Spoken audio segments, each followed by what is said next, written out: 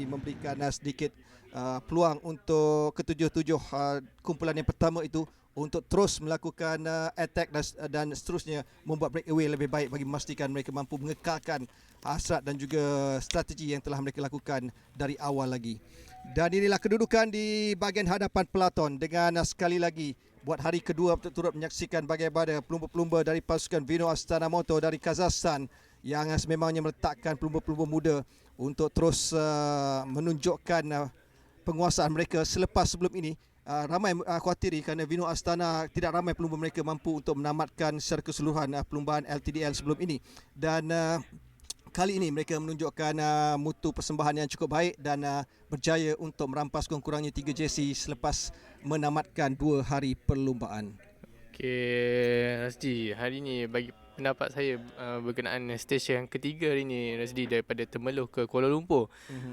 Para pelumba juga perlu harus menempuhi 3 intermediate sprint yang ditawarkan dan juga 3 kategori CAT ditawarkan pada hari ini, Rasdi. Saya lihat profile race untuk stage yang ketiga hari ini memang betul-betul tough untuk rider, dan juga kita boleh lihat para pelumba harus menempuh CAT 1 di Genti Sepah, dan juga mereka menurun bukit di Genti Sepah dan menuju ke Bandaraya Kuala Lumpur, Rasdi.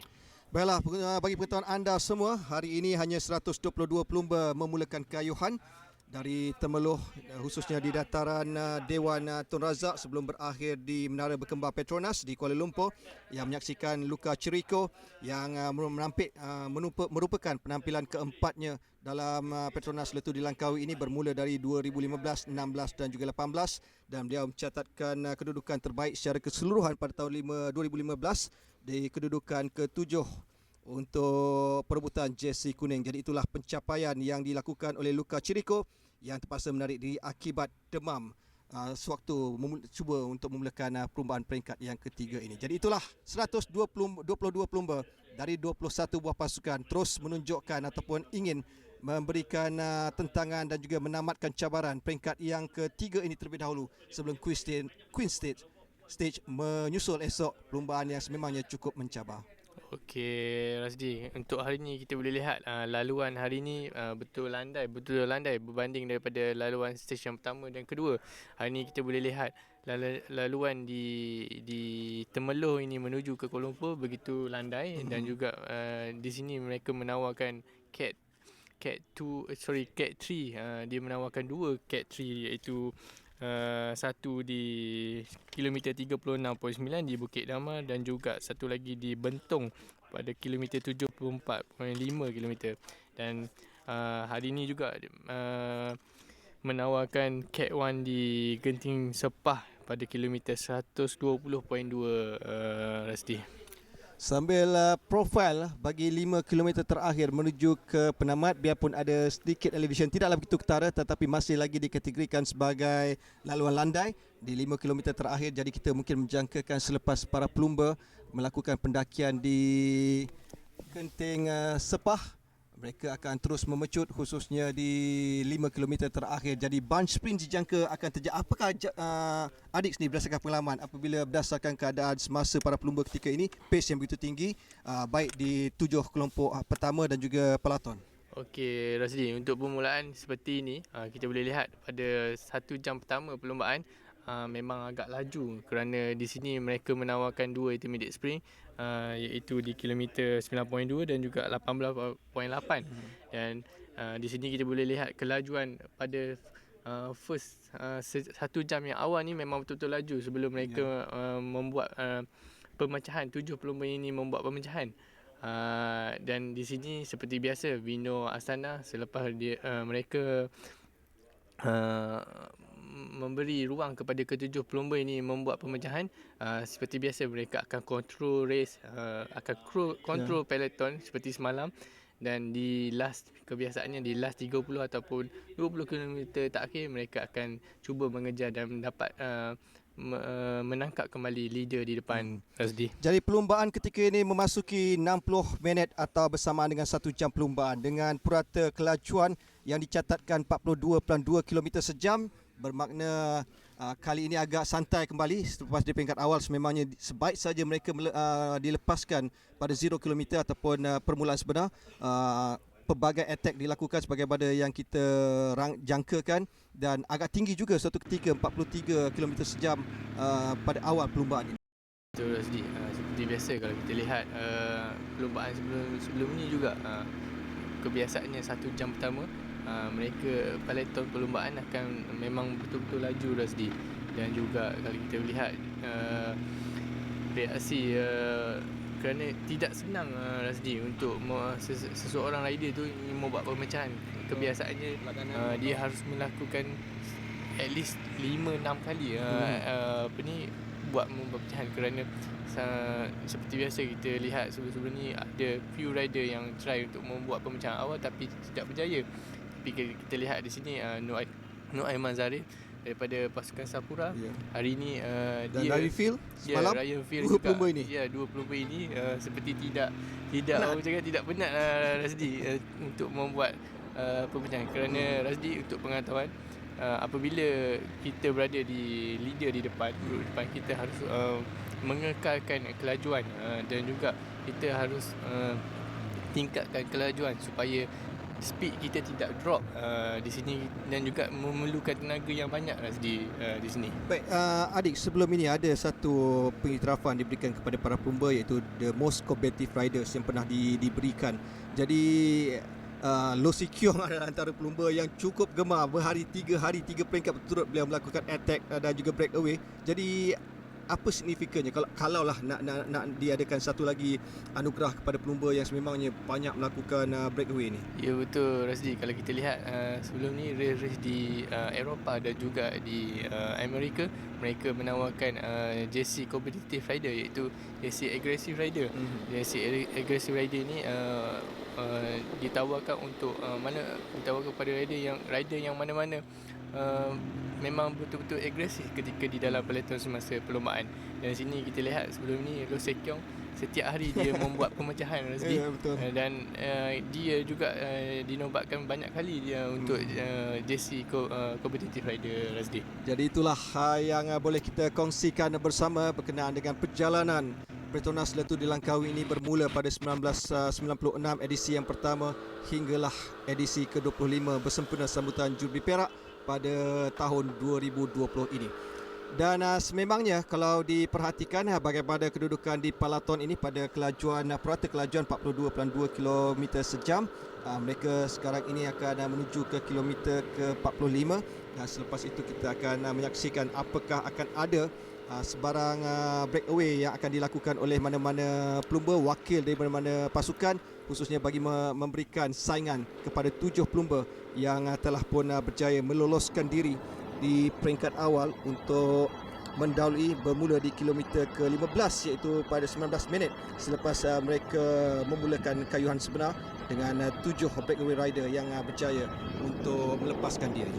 Betul Rasdi, seperti biasa kebiasaannya pelumba yang melakukan attack melakukan pemecahan, mereka akan bekerjasama Rasdi. Ketujuh pelumba ni harus bekerjasama untuk meningkatkan speed dan juga memaintainkan speed kelajuan antara satu sama lain. Dan juga mereka juga seperti semalam kita lihat 7 atau 8 pelumba semalam membuat pemecahan. Mereka melakukan kerjasama yang bagus sehingga kilometer yang ke-10 yang terakhir, apabila pelumba daripada Australia, Ryan Field membuat attack berseorangan dan ditangkap di last 5 km yang terakhir Rasdi. Jadi itulah suasana perlumbaan peringkat yang kedua, tetapi dijangkakan juga peringkat yang ketiga ini akan menyaksikan senario yang hampir sama. Namun tumpuan kita terus Nur Aiman Zarif yang sekarang ini diberikan ataupun semasa beliau sekadar menyarung JC Com, tajaan The Result World Genting, yang pastinya beliau mungkin akan cuba untuk mencuri beberapa mata, khususnya pendakian kategori 1 nanti yang memberikan mata yang cukup besar sebelum Queen Stage, yang mata berganda akan diberikan khususnya kepada pendaki-pendaki. Ya, betul Rasdi. Sebelum ni saya sempat berjumpa dengan Nur Aiman Zarif daripada pasukan Sapura. dia menyatakan kepada saya dia ingin membuat sesuatu pada edisi kali 25 ni, Razdi, dan juga dan saya sempat juga bersembang bersama Director Sportif daripada Sapura, iaitu team manager daripada Sapura, iaitu Syahid Zahid. Dia menyatakan kemungkinan tahun ini Aiman Zarif ingin mendapat white jersey the best Asian rider yang pernah dimenangi oleh saya ketika dulu, Razdi. 2016 ya. Ya, betul. Jadi selepas ini para pelumba boleh lapor kepada adik mungkin memberikan input kalau boleh nak strategi kan, kita nak tahu juga macam mana peranan mereka khususnya apabila menghadapi hari-hari berikutnya. Apakah perancangan itu dilakukan lebih awal ataupun ia berdasarkan kepada keadaan semasa? Mungkin ada arahan-arahan yang akan terkini akan diberikan oleh Sporting Directive. Okey, seperti biasa race ini tu Pro Series, para pelumba mereka mendapat information melalui komunikasi melalui walkie-talkie, dan kita boleh lihat para pelumba ni dia memakai earphone dan earpiece dan earpiece ni dia akan berkomunikasi antara satu sama lain, antaranya akan berkomunikasi antara rider dan juga berkomunikasi antara rider dan director sportif di dalam tim Razdi. Jadi itulah yang berlaku dalam setiap perlumbaan, di mana para pelumba khususnya dalam kategori 2.1 ke atas dibenarkan untuk menggunakan alat telekomunikasi penghubung antara satu sama lain dan juga tim car mereka. Ya, betul, Razli. Di sini senang untuk para pelumba. Saya ingat pada tahun 2010 ketika saya berlomba di Ltdl Langkawi ni, kami tidak dibenarkan untuk menggunakan earpiece. Kami cuma saya mendapat information melalui kertas yang ditulis oleh director sportif saya. Tapi kini sudah canggih, Razdi. Para pelumba boleh menggunakan walkie-talkie dan juga mendapat information dan berkomunikasi menggunakan walkie-talkie yang digunakan, Razdi. Jadi itulah bagaimana anjakan yang dilakukan dalam suatu perlumbaan khusus dalam sukan ini bagi memeriahkan lagi, khususnya apabila teknologi terbaru digunakan oleh untuk pelumba-pelumba mereka. Dan kalau kita lihat untuk pasukan-pasukan pro team dalam pro tour, pastinya mereka lebih advance. Dan apapun kita sedang saksikan di mana 5 pelumba, 7 pelumba hingga setakat ini yang berada di kedudukan ataupun perbezaan 2 minit 25 saat yang cuba mereka kekalkan. Kalau boleh mereka cuba ingin mempertingkatkan kedudukan ini. Dan antara pelumba yang berada di dalam kumpulan hadapan pada ketika ini dari senarai 7 pelumba yang berada di hadapan ialah Riley Field dari British Lane, begitu juga dengan John Lebon dari Vital Concept, Nur Aiman Zarif Sapura, Bernard Van Earth dari pasukan PGN dari Indonesia, manakala Matteo Pellucci dari Bartiani CSF, Georgios Buglas dari Siosis Mioge. Antara pelumba yang sememangnya berpotensi untuk pecutan, apakah beliau nanti yang akan melakukan pecutan solo, khususnya apabila selepas pendakian kategori KOM 1 yang akan berlangsung di Genting Sepah pada kilometer 120.2 km. Dan selain itu Alistair Donahoe dari pasukan Arab Pro turut berada dalam kumpulan 7 pelumba yang berada di hadapan. Inilah Alistair Donahoe dari pasukan Ara yang berada di hadapan. Dia terus diberikan saingan oleh Bernard Van Earth dari pasukan PGN dari Indonesia yang melakukan rotation seperti tadi, manakala Bardiani Matteo Pellucci adalah antara pelumba yang telah terpangkap ataupun berada di dalam peloton pada ketika ini. Ya, kalau kita lihat Matteo Pellucci daripada Bardiani, dia kembali kepada peloton. Kemungkinan dia mempunyai kelebihan di pecutan. Dia betul. Dan di sini kita boleh lihat dia cuba untuk mengambil beberapa maksimum point untuk 80 minute sprint dan juga tapi tak dapat tadi hingga setakat ini. Ya, dia tidak dapat, tapi kemungkinan dia akan kembali ke peloton dan try untuk membuat apa ni cakap energy save. Jadi Alistair Donahoe tadi yang kelihatan beliau adalah antara pelumba para cyclist yang turut beraksi dalam perlumbaan kali ini. Ada 2 pelumba rasanya, dan beliau adalah 7 kali juara dunia di arena track dan juga road race. Dan beliau adalah antara pelumba yang dianggap sebagai pelumba OKU, kelainan upaya, khususnya di lengan kanannya. Ya betul Rasdi. Sebelum perlombaan ini saya sempat berjumpa dengan Ltdl di Starbucks di KK. Sempat bercakap dengan dia dan menyatakan apa how you feel and all. And then dia baru saja balik daripada World Champion di baru-baru ni minggu lepas, dan dia kembali ke Ltdl Langkawi untuk menyertai Ltdl Langkawi bersama pelumba-pelumba tim daripada ARA Cycling daripada Australia ni, Rasdi. Jadi itulah antara pelumba-pelumba yang sememangnya memberikan satu semangat kepada kita yang biasa ni, kerana beliau adalah atlet para tetapi masih lagi mampu untuk bersaing. Kita juga ada atlet para, kita lihat bagaimana pelumba atlet-atlet kita yang turut bersaing bersama atlet-atlet normal yang lain. Itu adalah satu perkembangan yang cukup baik, dan sekarang ini kita akan terus melihat dan juga tumpuan 113 km menuju ke garisan penamat peringkat yang ketiga. Bagaimana kedudukan di hadapan peloton ini menunjukkan mereka semakin mempertingkatkan kelajuan, dan ia dibuktikan apabila mereka sebaris, di mana kumpulan-kumpulan besar, kalau kita lihat di mana kedudukan Turakit adalah antara pelumba yang mampu mencabar kedudukan jersey kuning yang dimiliki oleh Fedorov pada ketika ini, yang sememangnya perlu diberikan perhatian. Dan rasanya pelumba-pelumba dari pasukan Thailand Continental Cycling Team pasti akan tidaknya membawa Turakit berada di hadapan bersama dengan Fedorov pada ketika ini. Okey Razi, kalau kita lihat di sini peloton memang betul-betul panjang. Kebiasaannya Rasdi, para pelumba di sini dia akan berkomunikasi, dia akan tanya contoh seperti Harif dan juga Nur Amirul Fakhruddin. Dia akan bertanya antara satu sama lain, apa perasaan awak, apa yang you rasa ini, kaki macam mana. And then seperti pelumba-pelumba lain juga, seperti Tim Sapura, dia akan bertanya how you feel, how you feeling today, and then everything lah berkenaan di sini. Bukan saja mereka. Apa tujuan untuk berkomunikasi, berborak sebegitu? Ada tujuan lain sebenarnya. Kebiasaannya kita antara satu sama rider dia ingin tahu condition antara satu sama lain, dan kemungkinan ada hari yang rider tidak berasa feeling well, ada hari yang rider betul-betul bermotivasi. Di sini dia boleh lihat komunikasi itu penting antara satu sama lain, Rasdi. Jadi kita melihat bagaimana Turakit sekarang ini, beliau berada di belakang pelumba-pelumba domestik dari pasukan Thailand, manakala Sapura juga turut cuba bekerja keras di hadapan bersama-sama dengan pasukan Vino Astana Moto yang cuba untuk melindungi kedudukan tiga penyandang jersey semasa Yevgeny Fedorov yang ketika ini berada agak selesa di tempat yang pertama.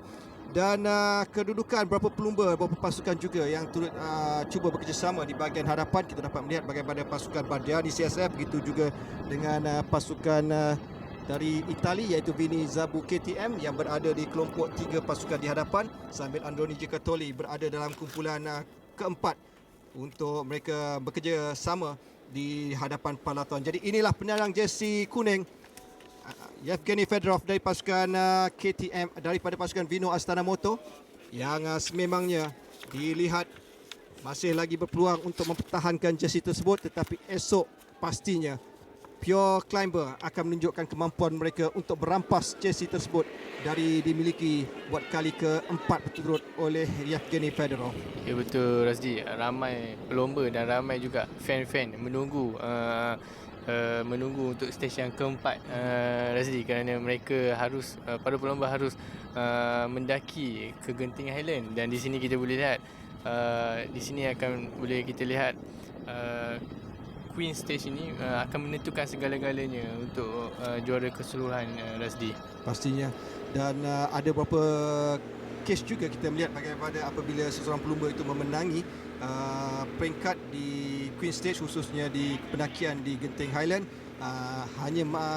mereka ada ketika pernah kehilangan jersey tersebut akibat masalah mekanikal. Jadi itu pernah terjadi sebelum ini kepada pasukan Astana yang dianggap antara pelumba yang mampu untuk muncul juara pada edisi 2016 kalau tak silap. Jadi itulah yang boleh kita perkatakan tentang perlumbaan Petronas Ltdl Malaysia 2020 memasuki tahun ke-25-nya.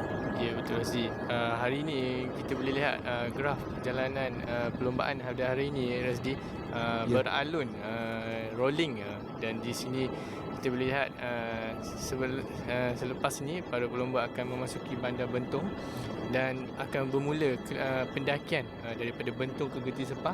Ini menunjukkan climb sejauh 20 hingga 30 km Rasdi, dengan 3% hingga 4% pendakian di Bentong ke Genti Sepah. Perlumbaan pada ketika ini dan telah pun bermula secara rasmi 12:10 minit tengah hari tadi, memperlihatkan para pelumba terus berkayuh menuju 109 km yang terakhir. Mereka telah pun melepasi kilometer 54 pada jam 1:26 minit tengah hari tadi, dengan gap ataupun jurang di antara ke-6 pelumba pada ketika ini masih lagi terus kekal kepada 2 minit setengah. Jadi ini menunjukkan biarpun hanya kehilangan seorang pelumba, khususnya pelumba dari Androni Jekatoli yang terpaksa kembali semula ke dalam kumpulan besar, iaitu Luca Pacchioni yang akan terus menunjukkan kemampuannya khususnya di garisan penamat nanti. Dan 6 pelumba yang masih lagi terus berada di hadapan pada ketika ini. Pastinya kita akan melihat bagaimana rotation yang akan mereka lakukan selepas ini bagi memastikan segala usaha yang dibuat pada kilometer ke-15 mampu berhasil. Nur Aiman Zarif antaranya, Riley Field dari pasukan British Lane masih lagi kekal, begitu dengan John Lebon dari pasukan Vital Concept, begitu juga dengan Bernard Van East dari PGN dari Indonesia, serta Alistair Donahoe dari Arab Pro dan juga Georgios Boglas dari Siosis Bioke. Okey, untuk pengetahuan kelebihan ketujuh leader di depan ni, sorry, ketujuh atau keenam leader di depan ni harus diberi tumpuan kepada Ryan Field. Ryan Field ini merupakan pelomba GC. Dia baru saja memenangi kejohanan di New Zealand Klcc pada bulan lalu, iaitu beliau memenangi juara keseluruhan di New Zealand Klcc minggu lepas di New Zealand. Dan saya rasa hari ini untuk stage yang ketiga ni harus diberi tumpuan kepada Ryan Field, Razdi. Okey, saya berkemungkinan saya memilih kepada Georgios Boglas dari pasukan Siosis Biogi kerana beliau antara 3 pelumba top 3 untuk selaku Raja Pecut pada edisi kali ini. Jadi itu yang mungkin mencuri tumpuan kerana tempat pertama di kalangan pelumba ialah Matteo Pellucci dari Bardiani CSF, manakala di kedudukan kedua dari segi bergelar untuk Raja Pecut ini ialah Maximilian Walshield dari pasukan NTT Pro Cycling Team dari Afrika Selatan. Jadi itulah yang boleh kita perkatakan berdasarkan ranking semasa mereka yang beraksi pada edisi ke-25 ini. Ya, betul Razdi. Kalau kita lihat di sini pelumba daripada Australia ini, Ryan Field daripada British Team, seperti biasa, seperti semalam kita tengok reaksi antara satu sama lain, rider satu sama lain. Mereka bekerjasama untuk memaintainkan speed dan juga tidak membuat gap time yang terlalu jauh. Dan juga peloton seketika ini kita lihat mereka control race dalam keadaan yang baik supaya mereka juga tidak lepas untuk tidak orang cakap tidak memberi jarak yang jauh masa antara peloton dan juga leader Razli. Okey, apabila kita berkatakan tentang profil kedua-dua pelumba, anda menyatakan bahawa Riley Field beliau adalah antara pelumba ke-9 pure climber untuk edisi kali ini. Beliau juga antara 32 pelumba yang berkemampuan untuk mencabar kedudukan jersey kuning. Manakala bagi pelumba bagi pasukan Siosis Bioki, iaitu Georgios Boglas adalah pelumba ketiga terbaik di kalangan 122 ketika ini untuk bergelar Raja Pecut. Jadi bagaimana anda melihat profil dua pelumba yang berbeza? Siapakah yang anda jangkakan akan mengungguli perlumbaan peringkat ketiga itu? Okey, kalau kita lihat contoh, kalau 6 leader ni yang berjaya, 6 leader ni berjaya membuat pemecahan hingga ke garisan penamat. tumpuan harus diberi kepada pelumba daripada Greece, iaitu Giorgio Bogles. Giorgio Bogles ni semalam kalau kita lihat dia menduduki tempat ke-8 Rasdi. Dan juga pelumba daripada BNB ni Rasdi harus diberikan tumpuan juga sebab dia boleh membuat pecutan. Tapi di sini kita boleh lihat Nur Aiman Zarif sekarang ni cuba untuk, seperti saya cakap semalam Rasdi, dia cuba untuk mengambil beberapa maksimum yang boleh poin intermediate dan juga cat yang ditawarkan pada hari jadi ini. Jadi 150 meter terakhir kita melihat siapakah persaingan, begitu juga dengan pasukan PGN. Tetapi saya kira pelumba dari PGN iaitu Bernard Van Aert terlebih dahulu berjaya untuk melintasi sprint yang ketiga dan terakhir untuk hari yang ketiga ini. Manakala 112 pula iaitu Georgios Bruglas adalah antara pelumba yang cuba merampas ataupun menguatkan 3 mata tadi. Tetapi kita nantikan siapakah yang secara rasminya diberikan 3 mata penuh untuk sprint yang ketiga yang berlangsung pada kilometer 74.5 ini di Bentong, dan di Mempaga pada 58.2 km adalah sprint terakhir di hari yang ketiga. Okey Rasdi, pelumba daripada Indonesia ini iaitu Bernard Benjamin Van Aert. Beliau merupakan pelumba track untuk pasukan Indonesia Rasdi. Di edisi Asian Cycling yang lepas dia memenangi beberapa peringkat seperti event point race dan scratch race. Dia merupakan rider endurance track untuk pasukan Indonesia Rasdi. Okey, kita memperkatakan tentang pengalaman ataupun kelibat pelumba track dunia yang pernah Theo Bos misalnya 7 kali juara dunia dalam sukan track. Beliau antara pelumba sprint dan juga kirin, tapi apabila beliau beraksi dalam Ltdl sebelum ini, beliau berjaya untuk memenangi beberapa peringkat. Ya betul Rasdi, kalau kita lihat Theo Bos tidak asing lagi daripada mana-mana pelumba Rasdi. Dia mempunyai kekuatan yang luar biasa sebab kalau ikutkan dia daripada sprinter track Rasdi untuk acara Kerin dan juga 200 meter bersama Azizul Hasni Awang, dan ketika itu dia decide untuk untuk switch untuk join road punya competition. Dan juga yang kita boleh lihat dia banyak memenangi perlombaan. Antaranya pada edisi 2014 dia datang ke Malaysia untuk Ltdl dia memenangi beberapa stage di edisi yang lepas Rasdi. Okey, secara peribadi kalau seandainya Azizul ingin terjun dalam sukan road race ni, anda rasa apakah Azizul mampu untuk mengembangkan bakatnya selain di arena track di Lebuh Raya? Ya, why not Rasdi, sebab kita boleh tengok Theo Bos boleh buat, why Azizul Hasni tidak boleh buat. Tapi untuk pengetahuan, Azizul Hasni juga datang daripada road event sebelum ini Rasdi, sebelum dia fokus kepada track untuk sprinter Rasdi. Jadi kita melihat pertambahan 20 saat dari 2 minit 20 sekarang ini. 2 minit 40 saat membezakan antara 6 pelumba dan juga kelompok besar peloton. Sambil kita melihat bagaimana pelumba dari pasukan Bridgeland, begitu juga dengan pelumba dari pasukan Aras seperti tadi mengarahkan lain pelumba untuk terus melakukan rotation. Tidak ada persefahaman sebenarnya antara mereka, apakah mereka ketika ini telah pun membiarkan kerana menyedari pendakian seterusnya, 2 pendakian yang bakal menyusul selepas ini, baik untuk kategori 3 di Bentong pada kilometer 74.5 dan di Genting Sepah pada 120.2 km. Jadi kalau berdasarkan profil ini, berkemungkinan kita akan memberikan tumpuan kepada Johan Lebon dari pasukan Vital Concept. Begitu juga yang boleh kita perkatakan tentang kelibat pelumba yang berada dalam kumpulan Bridgeland iaitu Riley Field dari Australia. Ya betul Rasdi, tumpuan harus diberi kepada pelumba daripada Greece ini Rasdi, dan juga kita tidak tahu Rasdi, perlombaan baki 103 ni apa-apa akan terjadi Rasdi. Kemungkinan saya rasa, bagi pendapat saya pada hari ini stage, kemungkinan akan finishing akan ada bunch sprint Rasdi seperti semalam, dan kemungkinan akan ada pemecahan. Tapi saya, bagi pendapat saya untuk stage hari ini, kemungkinan di finishing di Klcc akan berlaku seperti semalam, bunch sprint Rasdi. Baiklah, perlumbaan peringkat ketiga ini melengkapkan 423.6 km selepas malam mereka menyudahkan 261.1 dan hari ini 162.5.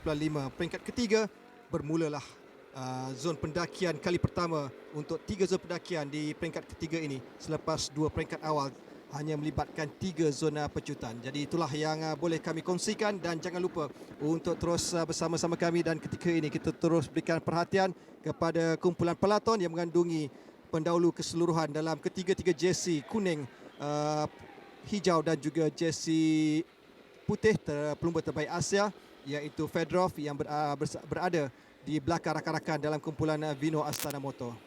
Ya Rasdi, kalau di sini kita lihat reaksi peloton tidak seperti semalam, mereka bersahaja. Kita lihat pelumba daripada domestik, daripada pasukan Vino Astana begitu bekerja keras Rasdi untuk maintain speed yang harus di-maintainkan oleh pelumba tersebut, yang diberi communicate daripada Direktur Sportif Rasdi.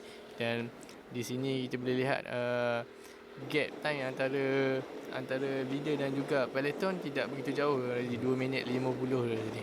Jadi kita masih lagi menantikan keputusan rasmi untuk sprint yang ketiga yang berlangsung sebentar tadi di Mempaga pada kilometer 58.2, kerana persaingan yang begitu sengit, khususnya melibatkan pelumba dari pasukan PGN dari Indonesia, iaitu Bernard Van Aert bersama cuba dicabar oleh Georgios Buglas dari pasukan Siosis Miyogi dari berpekalan di China.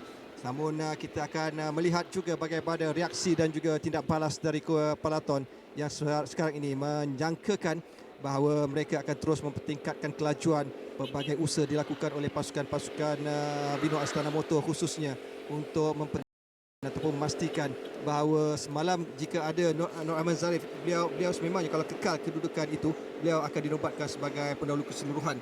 Jadi itu yang ingin disekat oleh pelumba-pelumba dari pasukan Vino Astana Motor, kerana membiarkan jarak yang lebih besar, jadi bermakna jersey kuning akan menjadi lebih kritikal untuk dipertahankan. Ya betul Razdi. Kalau kita lihat di sini, Aiman Zari dia mempunyai strategi yang tersendiri Razdi daripada pasukan Sapura. Beliau seperti biasa, seperti semalam beliau membuat pecutan, membuat pemecahan, dan hari ini dia juga membuat pemecahan. Dia akan try untuk collect seberapa maksimum yang boleh untuk intermediate sprint dan juga kategori yang ditawarkan, kerana baki 5 stage ni kemungkinan apa-apa akan terjadi. Kalau kita lihat pada edisi yang lepas, kalau contoh kita lihat Wan Mei Razdi, dia membuat pemecahan daripada stage pertama. Setiap hari dia membuat pemecahan, dan dia mengutip seberapa maksimum poin kategori pendakian yang ditawarkan, dan dia memenangi JC King of Mountain Razdi. Sebab kalau kita lihat sebelum edisi ini, mana-mana rider yang menamatkan perlombaan di Genting Highland sudah pasti memenangi JC King of Mountain. Tetapi seperti Aiman Zari ni, dia mungkin ada kemungkinan ada chance seperti Wan Mei pada edisi yang lepas. Jadi itulah yang kita harapkan. Namun sebentar tadi ada telah pun menyaksikan bagaimana keputusan bagi zon pecutan yang ketiga yang berlangsung di Petronas Mempaga pada kilometer 58.2 diungguli oleh pelumba pada pasukan Siosis Miyogi, iaitu Georgios Buglas, manakala tempat kedua disandang oleh Bernard Van Aert dari pasukan PGN, dan sekali lagi Nur Aiman Zarif percaya setidaknya untuk menambah satu lagi mata pada pecutan intermediate sprint yang ketiga dan terakhir di hari yang ketiga ini. Jadi itulah keputusan untuk sprint yang telah pun kita ketahui, dan selepas ini ada dua lagi pungutan mata menerusi pendakian dua pendakian bermula di Bentong sebelum di Genting Sepah sebagai kemuncak untuk pendakian hari yang ketiga ini, sebelum mereka akan melakukan pecutan, dan dijangka bunch sprint berkemungkinan besar terjadi pada edisi khususnya pada peringkat yang ketiga ini. Ya Razdi, kalau kita lihat di profil race hari ini, di Genting Sepah menawarkan kategori 1 Razdi, iaitu 10 poin dan juga 10, 8, 6, 4 dan juga 2 Razdi untuk kategori 1 di pendakian di Genting Sepah. Dan untuk pengetahuan, intermediate sprint yang ditawarkan setiap perlombaan ini mempunyai 3 poin untuk JC sprint, 2 dan 1, dan menawarkan 3 saat, 2 saat dan 1 saat untuk kategori keseluruhan Razdi. Baiklah, untuk anda semua telah pun mengetahui bahawa taraf untuk kejohanan Petronas Ltdl Langkawi Malaysia 2020 ini ialah bertukar dari kategori 2 point horse kepada horse class kepada 2 point pro. Itulah antara penambahbaikan dan juga sedikit perubahan yang dilakukan oleh UCI untuk merancangkan lagi perlumbaan jelajah Superb ini. Dan kita akan melihat juga bagaimana kelibat ke-6 pelumba yang terus menunjukkan kemampuan mereka, kesinambungan selepas mereka berjaya melakukan pecahan dari kilometer ke-15 lagi. Ketika itu Matteo Pellucci turut berada bersama, tetapi Matteo Pellucci terpaksa mengambil keputusan untuk kembali semula kepada palaton dan mungkin dia sememangnya dapat mencangkakan bahawa pace yang dilakukan oleh ke-6 pelumba ini mampu ditangkap semula oleh palaton sebelum mereka mengakhiri perlumbaan ini. Ya Razdi, di sini kalau kita lihat laluan di sini agak landai dan kemungkinan memberi kelebihan kepada rider-rider seperti domestik dan juga GC rider Razdi. Ya. Di sini kita lihat sementara nanti rider seperti Haris Saleh, Anwar Manan kemungkinan akan sedikit struggle untuk menghabiskan climb di kategori 1 di Genting Sepah, dan jika dia dapat stay bersama peloton ini membuatkan kemungkinan ada chance untuk para pecut pasukan negara kita untuk membuat sesuatu pada hari ini. Tapi adik, kalau diperhatikan bagi Anwar Manan, jika sebelum ini dilihat pada 2018 dan 2017 beliau mempertingkatkan kemampuan pendakiannya. Jika sebelum ini beliau lebih dikenali sebagai pelumba pecut, tetapi banyak perubahan yang dilakukan oleh Anwar Manan untuk beliau lebih versatile dan beliau dilihat berkemampuan juga untuk pendakian. Ya, dan betul. shape yang terbaru ni rasa macam mana? Okey Razdi, untuk kita tahu Anwar Manan dia mempunyai kelebihan yang luar biasa di pecutan yang terakhir Razdi, dan juga dia mempunyai kelebihan untuk climb yang pendek Razdi, bukan yang climb yang panjang. Okey. Dan untuk yang edisi kali ini kemungkinan saya rasa tidak jadi masalah kepada beliau kerana sebelum ni beliau membuat persiapan yang rapi untuk pasukan Malaysia Razli. Mereka berkayu ke Kemerah Highland, mereka membuat training camp selama 2 bulan bersama coach daripada Malaysia, coach Yusof Nasir Razli. Jadi kita melihat pula sekarang ini kedudukan Riley Field dari pasukan Bridge Lane, pelumba berusia 25 tahun yang baru saja memenangi jersey kuning dalam perlumbaan sehari, iaitu New Zealand Cycle Classic pada hujung tahun 2019, dan pastinya beliau akan cuba melakukan sesuatu pada perlumbaan ini sememangnya beliau berkemampuan, khususnya pada 2 kom selanjutnya. Pastinya kom 1 beliau akan cuba untuk memungut mata maksimum 10 mata maksimum sebelum cuba mengekalkan kedudukan itu apabila beliau akan terus cuba attack dan juga melakukan breakaway di kalangan 5-6 pelumba ini untuk bergerak secara solo pada edisi ataupun peringkat ketiga. Apakah ada kemungkinan itu? Ya Razli, kemungkinan saya rasa ke-6 leader ni akan berjaya melepasi Cat 1 di Genting Sepah ini, dan di last kalau kita lihat di graf ini Cat 1 di kilometer 120.2 menuju ke Klcc di kilometer di garis penamat kepada kilometer 162. Mereka mempunyai 42 kilometer lagi Razli. Kalau kita tengok dia di profil ni cuma menurun, dan juga saya pasti menurun bukit ni agak laju Razli. Time dia kemungkinan peloton akan berjaya menangkap balik ke 6 leader. Okey, perhatikan Ltdl sekarang ini yang mengepalai kumpulan pertama ini. Di lengan kanannya, di situlah beliau dikelaskan sebagai pelumba atlet kelainan upaya. Ya betul Razdi. Beliau berjaya ketika ini untuk membuktikan bahawa kekurangan itu tidak memberikan kesukaran untuk beliau bersaing bersama atlet-atlet normal yang lain. Ya betul Razdi. Kalau kita lihat di sini agak kiranya pelumba daripada kurang upaya bersaing bersama pelumba normal Razdi. Kiranya agak orang cakap agak luar biasa ni.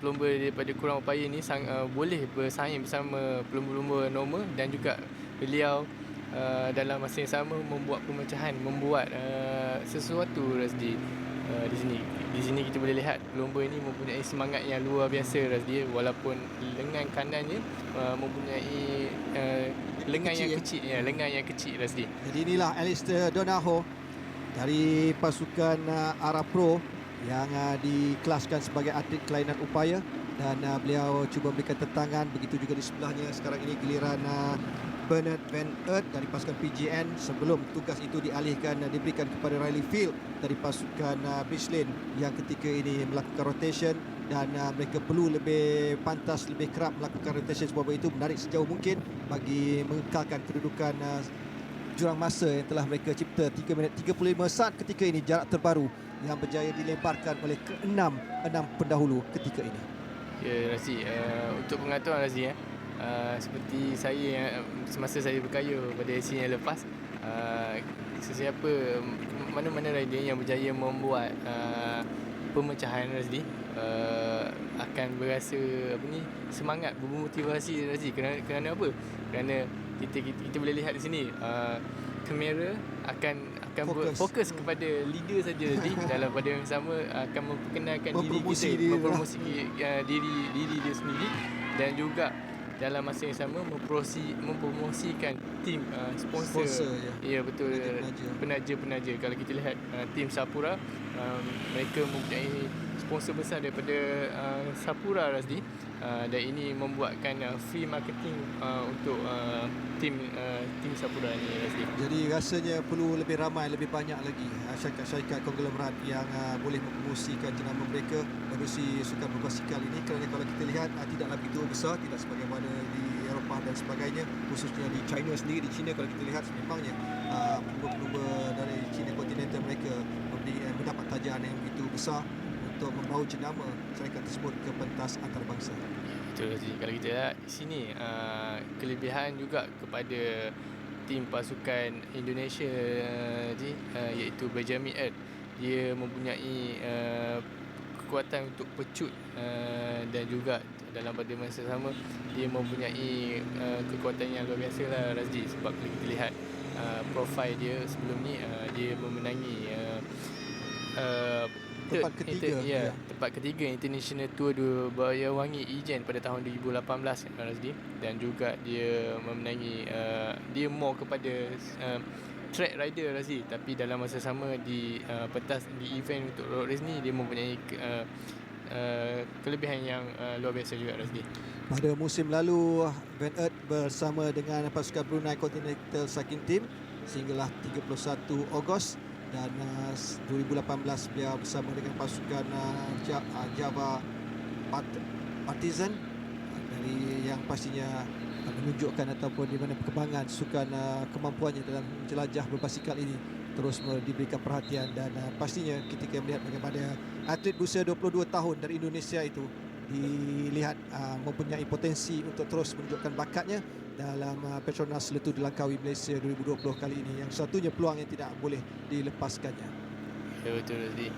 Di sini kita lihat pelumba daripada Australia juga Razdi, Ryan Field.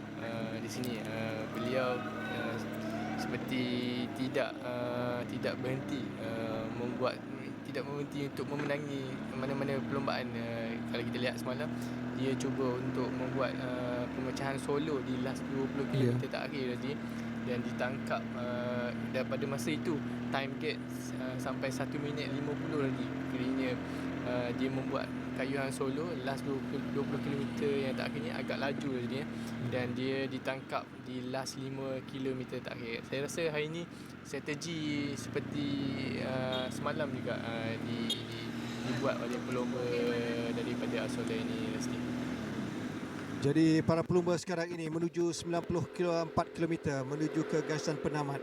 Di samping kita melihat kita cuba juga meninjau kedudukan peloton yang dikabarkan semakin ketinggalan dari 2 minit 40, dan ketika ini 3 minit 35 saat membezakan antara 6 pelumba dan juga kumpulan besar yang masih lagi belum menunjukkan pergerakan atau kayuhan yang lebih agresif untuk mereka merangkap, kerana dijangkakan bahawa berkemungkinan di KOM 1 nanti sprint ataupun pendakian ketiga dan terakhir di peringkat ketiga ini mungkin akan meredakan atau mengurangkan sikit kelajuan, tetapi harus ingat ada 2 pelumba yang sememangnya berkemampuan untuk pendakian khususnya bagi kategori 1? Ya, Rasdi, kalau kita lihat di sini para pelomba melalui hutan belukar, Rasdi. Kiranya mereka sedikit rasanya saya rasa cool down sikit lah sebab tak panas tadi, sebab mereka baru saja start perlombaan pada pukul 12 tadi yang agak panas. Sekarang ni mereka melalui hutan belukar di kampung Mempagar, Rasdi, Pahang di sini, dan di sini mereka sedikit cool down lah bagi saya, Rasdi, sebab di sini kita boleh lihat tidak panas dan juga bolehlah kita tengok cuaca juga agak baik pada perlombaan pada hari ini, dan ini mungkin memberi kelebihan yang kepada pelomba-pelomba ini, Rasdi. Baiklah, berkenaan dengan cuaca, suhu permulaan 29 darjah Celsius dan ketika ini pastinya ia lebih ke 30-33 darjah Celsius dengan tiupan angin di peringkat awal 9 km sejam, dan pastinya ketika ini mereka agak berteduh sedikit kerana itulah kita lihat bagaimana ke-6 pelumba ini dilihat mampu untuk terus mempertingkatkan kelajuan mereka dan berjaya untuk meninggalkan peloton dengan gap yang lebih besar. Jika sebelum ini 2 minit 40 dan sekarang ini kedudukan semasa 3 minit 35 saat kekal untuk mereka selepas mereka melengkapkan hampir 73 km secara keseluruhan.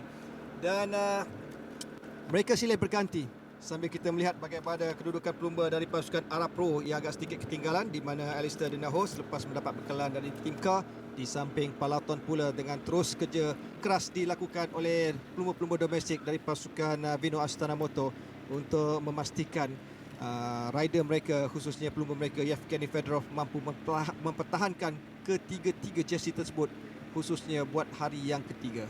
Ya, Rasdi, kalau kita lihat hari ini jika pelomba daripada Vino Astana ini berjaya mengekalkan jersey kuning untuk hari ini, dalam pada yang sama beliau juga berjaya kumpul 5 poin untuk UCI point, Rasdi. Dan jikalau dia berjaya memenangi yellow jersey di edisi kali ini, dia mempunyai 200 poin, Rasdi, iaitu poin yang agak besar yang ditawarkan untuk kategori Pro Series untuk edisi itu Petronas Ltdl Langkawi kali ini, Rasdi. Baiklah, bagi anda yang berikan respon di HVTV bersama kami secara langsung di laman sosial ini, terima kasih. Banyak respon yang diberikan, kami mengharapkan lebih banyak lagi sokongan diberikan kepada pihak penganjur khususnya bagi kita terus mengiktiraf perlumbaan khususnya Petronas Ltdl Langkawi Malaysia 2020 terus menceriakan, memberi peluang kepada pelumba tempatan untuk menyelah, dan kita terus berikan perhatian kali ini pastinya kepada Ltdl yang merupakan atlet kelainan upaya yang beraksi yang cuba melakukan rotation sebelum tindakan ataupun kedudukan itu diberikan pula kepada John Lebon dari Vital Concept yang di antara 6 pelumba yang terus kekal di kedudukan pasukan yang pertama ataupun kumpulan yang pertama. Okey, Rasdi, untuk hari ini kita boleh lihat kelebihan juga tumpuan juga harus diberi kepada pelumba daripada Sapura, Rasdi, Aiman Zarif. Beliau merupakan pelumba muda negara kita, Rasdi. Ini edisi yang ke-3 kalau tak silap saya untuk dia, Rasdi. Dan kita boleh lihat pelumba muda ni sekarang ni mempunyai ruang impian, ruang yang besar lagi selepas ni, mempunyai masa hadapan yang cerah lagi, Rasdi, untuk menyertai mana-mana tim Pro Tour, Rasdi. Okey, adik, ada peminat kita, peminat sukan berbasikal Iwan Yani mengatakan lambat lagi sampai ke KLCC. Jadi dijangkakan ketika ni pukul berapa dijangkakan berdasarkan pace perlumbaan para pelumba akan menamatkan perlumbaan ini? Okey, Rasdi, baki 90 km yang terakhir ni kemungkinan time yang diambil para pelumba ini antara 1 jam 30 hingga 1 jam 45. Bermakna para pelumba ini akan dijangka sampai di KLCC pada jam 3 ataupun 3.30 pada waktu Malaysia, Rasdi. Dan itulah yang boleh kita perkatakan, kerana ada juga peminat yang mengatakan ada banyak monyet keluar mencari makan, jadi mengharapkan para pelumba berhati-hati dan kita tak dapat melihat setakat ini. Apapun tumpuan kita kepada peloton yang terus cuba mengekalkan kedudukan mereka, dan sekali lagi usaha itu buat hari kedua berturut dilakukan oleh pasukan Vino Astana Motor di samping di kumpulan kedua di belakang juara keseluruhan ketika ini iaitu Fedorov, ialah pasukan Thailand Continental Cycling Team yang cuba juga untuk membantu kedudukan pelumba lain. Di samping kita melihat bagaimana kelibat dan juga kemampuan pelumba dari Siosis Miyogi Cycling Team, iaitu Georges Boglas, dari segi kejayaan yang pernah dilakarkannya sebelum ini. Ya, dia kalau kita lihat profil yang dimenangi sebelum ni, Razdi, banyak stage win yang dimenangi, antara top 3 yang dimenangi. Kalau kita lihat di sini, dia memenangi 2 kali stage nombor 2 di Tour King Highlight tahun 2019 dan 2018, Razdi. Dua kali dia menang satu peringkat, dua peringkat di stage di Tour King Highlight dan juga 2 stage di Romania Cycling Tour pada tahun 2013, Razdi. Di sini kita boleh lihat dia mempunyai pencuritan yang luar biasa, Razdi. Kalau kita lihat profil dia cuma untuk sprint saja, Razdi. Dan di sini kita boleh lihat tumpuan harus diberikan kepada dia juga jikalau keenam leader ni berjaya menamatkan perlombaan dan pada hari ini, Razli. Jadi itulah yang berkemungkinan boleh terjadi berdasarkan kepada kemampuan dan juga profil para pelumba. Dan kita juga melihat bagaimana sebelum ini Matteo Pellucci, pelumba berusia 31 tahun yang cukup berpengalaman, terpaksa kembali semula ke dalam peloton. Beliau antara pelumba yang 2 kali juga memenangi Tour di Polok pada 2015, dan banyak kejayaan lain yang turut dicipta oleh pelumba berpengalaman dari Badrani CSF Faizan yang terpaksa kembali ke peloton. Ya, Razli, kalau kita lihat edisi yang lepas dia memenangi 2 stage, Razli, di Tour di Langkawi pada tahun 2019. Dan kemungkinan saya rasa dia ingin dia pada stage hari ini dia ingin membuat sesuatu. Kita lihat dia sudah berjaya membuat pemecahan pada awal dan kemungkinan dia tak nak. Kenapa dia tak mau teruskan? Kerana ke-6 pelumba ini adalah pelumba yang berkemampuan untuk melakukan attack dan breakaway yang lebih baik. Ya, betul je. Kalau kita lihat jika ke-6 rider ni membuat pemecahan,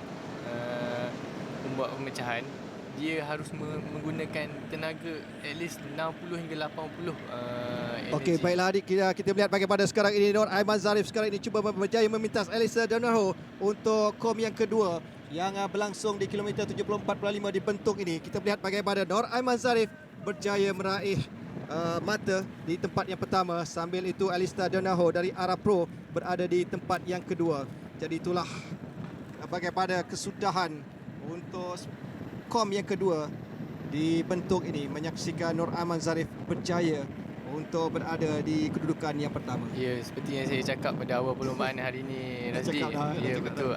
Aiman hari ini dia akan cuba untuk mengutip seberapa maksimum poin yang ditawarkan, tak kira lah kategori pendakian ataupun kategori sprint. Di sini kalau kita lihat bagus untuk dia, kerana kita lihat dia memakai jersey King of Mountain. Kemungkinan hari ini dia akan for sure dia akan diiktiraf sebagai King of Mountain punya jersey, sebab dia sudah mendapat 2 kali Razdi poin yang ditawarkan untuk King of Mountain ni. Sekarang tapi rasanya yang ketiga tu mungkin ada pelumba di tempat kedua sekarang ini berkemampuan untuk mencabar kerana mata yang lebih tinggi. Ya, betul, Razdi. Tapi saya rasa Nur Aiman Zarif tidak akan memberi peluang kepada pelumba tersebut. Dia sudah pasti akan mengutip seberapa maksimum dan dia akan menyarungi jersey King of Mountain pada hari ini, Razdi.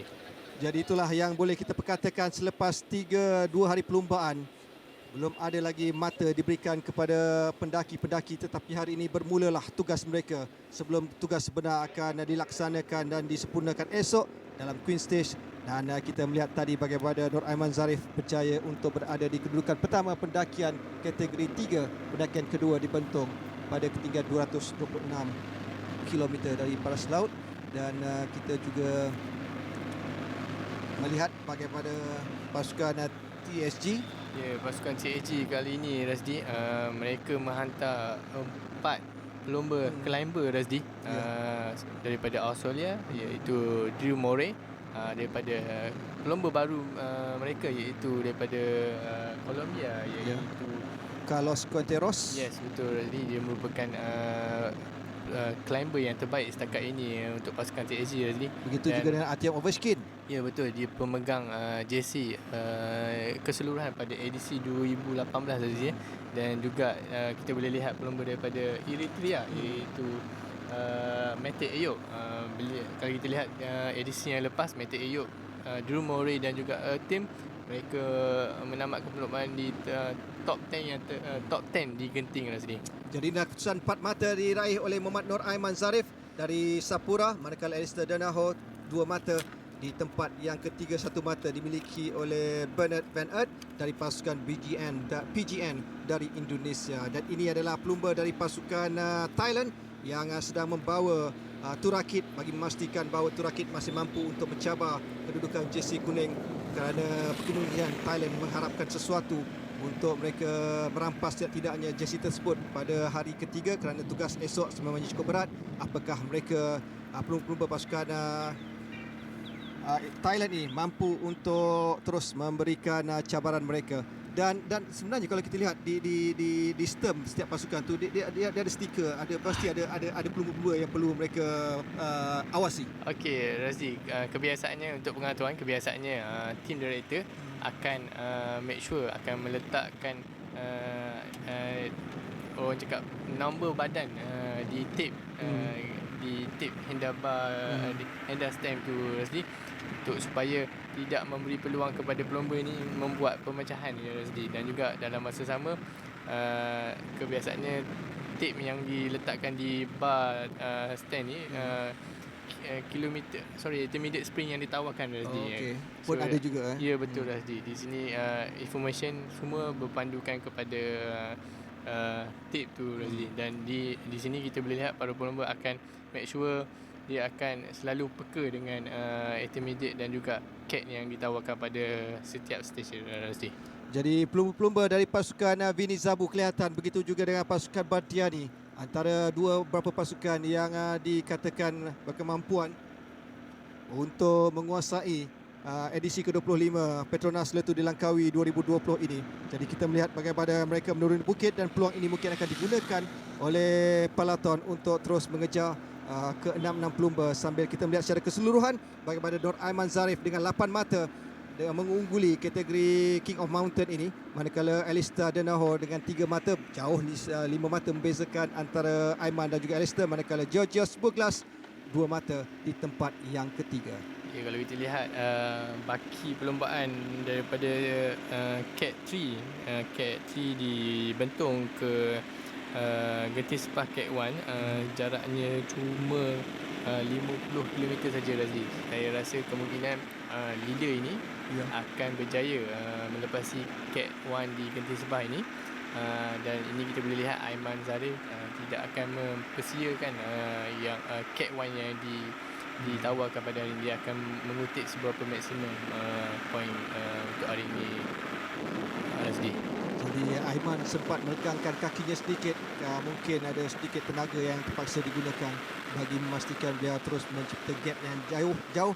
5 mata beliau meninggalkan Alistair Deneho di tempat yang kedua untuk perebutan King of Mountain pada edisi kali ini. Selain itu kita melihat bagaimana ke-6 pelumba masih terus kekal, dan mereka pada ketika ini perbezaan di antara ke-6 pelumba jarak terbaru menyaksikan bagaimana berkemungkinan dari 3 minit 30 saat kedudukan itu akan berkurangan selepas menuruni bukit, dan pastinya advantage akan digunakan oleh pelumba dari peloton. Kita melihat pelbagai aksi aerodinamik dilakukan oleh para pelumba untuk mendapat advantage waktu turun menuruni bukit. Ya, kebiasaannya Razli, pelumba yang membuat aero ni kebiasaan dia baru saja mengambil sesuatu di tingkap, antaranya feeding atau makanan apa-apa Razli, dan dia harus pergi jump ke depan, dia harus pergi berkayuh ke depan dan membahagikan makanan ataupun minuman yang dibawa oleh pelumba tersebut yang diambil dari tim car di belakang Razli. Itulah yang terjadi pada ketika ini, dan pastinya kalau kita boleh melihat bagaimana kerjasama, apakah positif tanda kerjasama di kalangan 6 pelumba ini? Ya, kalau kita lihat masing-masing bekerjasama Razli, tidak ada rider yang cuba mencuri tulang Razli. Masing-masing memberi komitmen antara satu sama lain untuk mempertingkatkan speed kelajuan antara mereka, antara leader dan juga peloton Razli. Saya rasa ada perbezaan dari segi gear kelajuan, kalau kita lihat ada pelumba yang menggunakan gear berat berbanding ada setengah. Kalau boleh adik komen sedikit tentang penggunaan gear ataupun kelajuan ini, gear kelajuan. Okey, kalau kita lihat di sini, para pelumba sekarang ni banyak menggunakan chairing 55, chairing mata 55 rasanya. Kalau kita lihat pelumba daripada Australia ini, beliau menggunakan chairing 55 11, bermakna dan juga bermakna chairing yang agak besar. Kalau kita lihat sebelum ni, kebiasaannya para pelumba menggunakan chairing 53 ataupun 52, Razdi. Ya, kerana ada kom atau bagaimana? Tak, Razdi. Ini sekarang ni teknologi makin meningkat Razdi. So jikalau mereka pakai gearing yang besar lagi, mungkin mereka boleh mempertingkatkan lagi kelajuan Razdi. Di sini para pelumba juga harus menggunakan gear yang betul Razdi untuk membuat rotation dan juga berkayuh Razdi, jika mereka melakukan pemecahan seperti ini Razdi. Jadi berdasarkan pemerhatian anda dari segi corak kayuhan, ada pelumba yang kayuh cara ataupun gaya kayuhannya sedikit terjejas, ataupun mana pelumba yang dilihat begitu fresh sekali kayuhannya? Okey, kalau kita lihat di sini, seperti biasa Razdi, Aiman Zarif, kakinya seperti fresh, ligat. Orang Terengganu cakap kaki ligat. Razdi.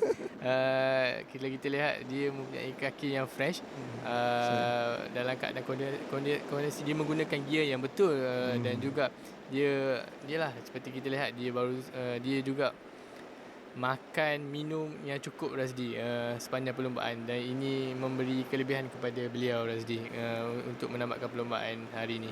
Jadi pernah dulu anda bercerita anda pernah menonton di hadap rekan-rekan rumah untuk melihat. Jadi apabila pelumba profesional ini membaling melontar botol, jadi pastinya mereka minat akan cuba untuk merebut. Ya, betul Razdi. Seperti back to masa saya tahun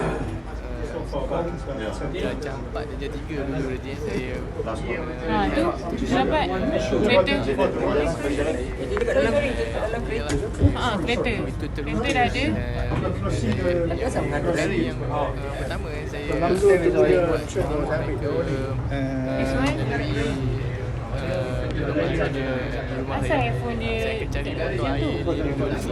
This one still haven't connect yet, right? It's already connected, this one. Oh, it's this one. Oh, sorry. Itulah yang bagi para peminat di sepanjang laluan perlombaan ini. Anda boleh This one's always tilted. Is it because of the auto rotation? We forgot to change it. Oh, ya. Kita perlu berdisiplin sepanjang perlombaan khususnya bagi para penonton. Di samping mereka, kita boleh mengharapkanlah kalau boleh minta beli jerit, boleh minta kat rider ni kalau nak sesuatu. Ya, betul Razdi. Di sini ialah botol air normally biasa Razdi untuk para pelumba, untuk memberi cendera hati kepada mana-mana pelumba Razdi.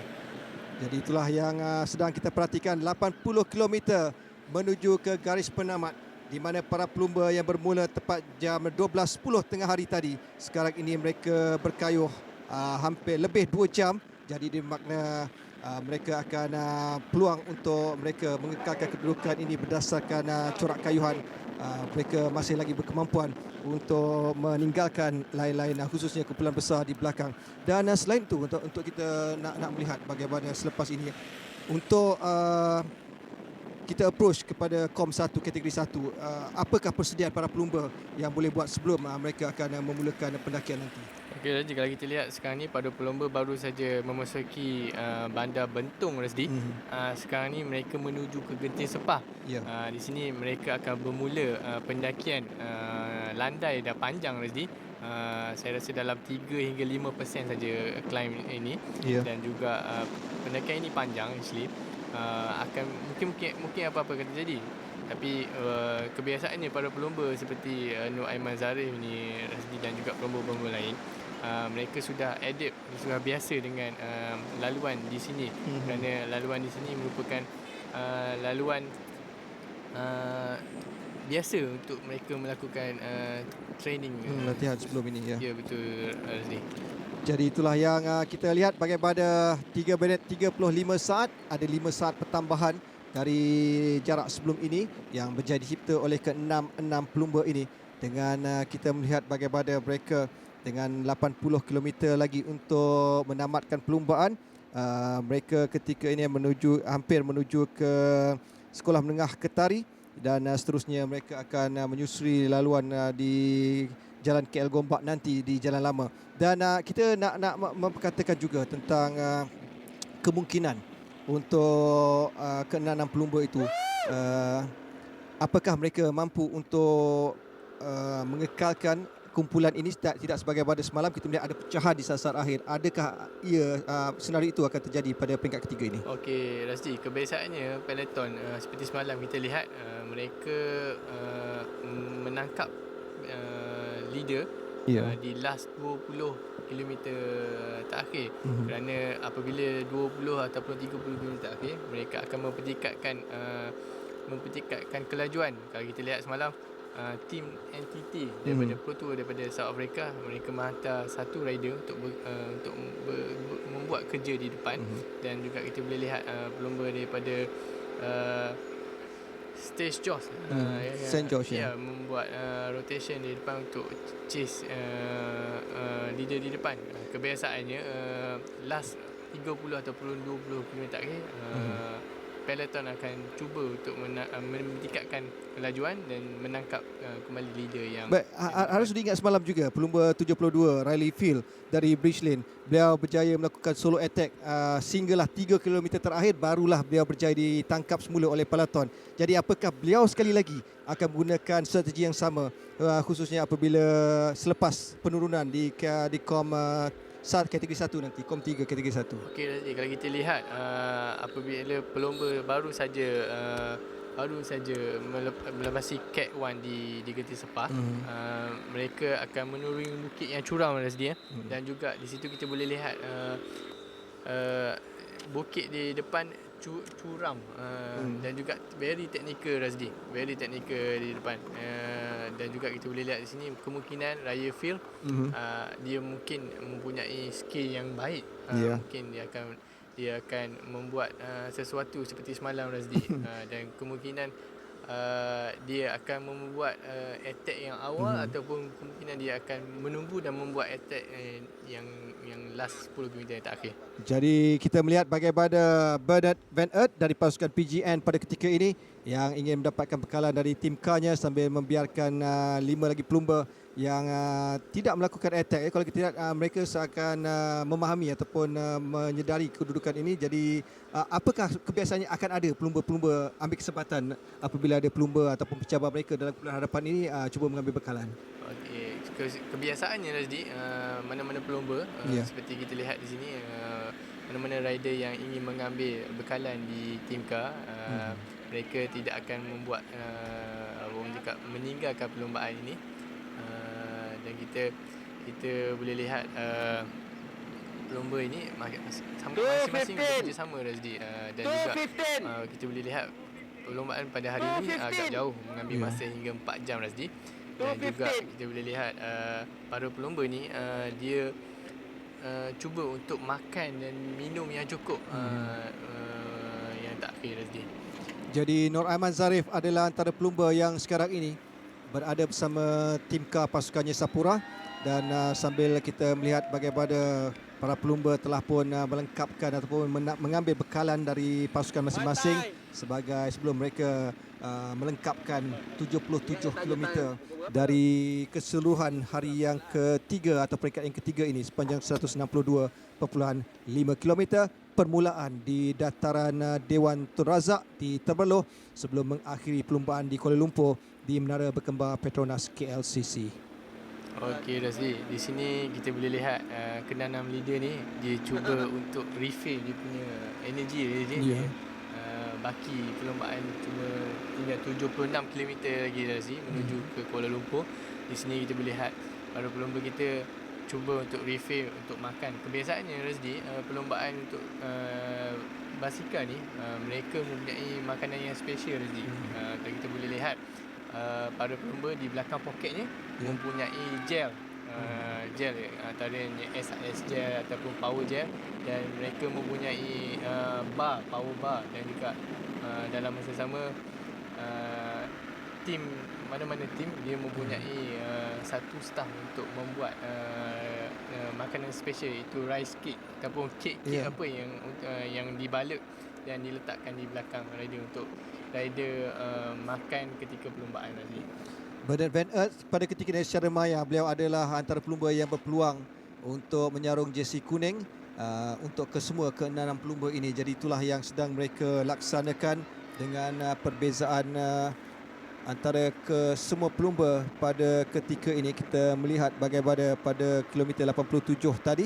Di kilometer 87 mereka telah pun melengkapkan hampir 2 jam 16 minit perlumbaan, dan sekarang ini mereka akan terus meneruskan kayuhan untuk kom yang terakhir, kom 3 kategori 1 yang akan menanti mereka pada kilometer 120.2 dan pada ketinggian 645 dari paras laut di Genting Sepah, yang menjadi antara cabaran laluan antara mencabar selain kategori horse yang di Genting Highland nanti. Betul Rasdi. Esok kalau kita lihat di sini Genting Sepah cuma adik dia Rasdi. Esok Genting Highland adalah abang dia Rasdi. Kita lihat para pelumba hari ini mereka baru saja melepasi adik dia Rasdi di Genting Sepah. Esok para pelumba ini akan mendaki ke Genting Sepah, merupakan pendakian yang agak sukar di Malaysia ni. Di sini kita boleh lihat contender untuk GC rider ni akan berubah untuk esok. Jadi itu yang boleh dijangkakan, tetapi harus diingat bagaimana peluang ataupun kita lihat bagaimana Fedorov menghadapi sesuatu. Beliau memberhentikan kayuhannya seperti tadi. Maklumlah ada tugas panggilan alam yang dilakukannya, dan kita akan terus berikan perhatian apakah sebenarnya apabila ada pelumba yang menyerang jersey, sebuah pasukan itu akan memperlahankan pace perlumbaan di mengawal perlumbaan agar perlahan sedikit di peloton. Ya, kemungkinan seperti kita lihat Rasdi, Fedorov pergi ke belakang, kemungkinan dia akan berjumpa dengan dia punya direktur sportif ataupun dia ingin membuang air kecil Rasdi. Di sini mereka akan berkomunikasi antara satu sama lain, dan juga kita boleh lihat Fedorov mungkin pergi membuang air kecil ataupun mengambil feeding untuk dia punya teammate dia yang lain yang membuat kerja di depan. Maksud saya pelumba dari pasukan Vino Astana Motor, apakah mereka akan cuba memperlahankan kelajuan di peloton ini? Kebiasaannya tidak Rasdi. Para pelumba ni harus memaintain speed yang ditetapkan oleh direktur sportif ni Rasdi. Tak kira kalau dia punya leader pergi kencing ataupun mengambil feeding ke apa, speed ini tetap seperti biasa Rasdi. Kalau dia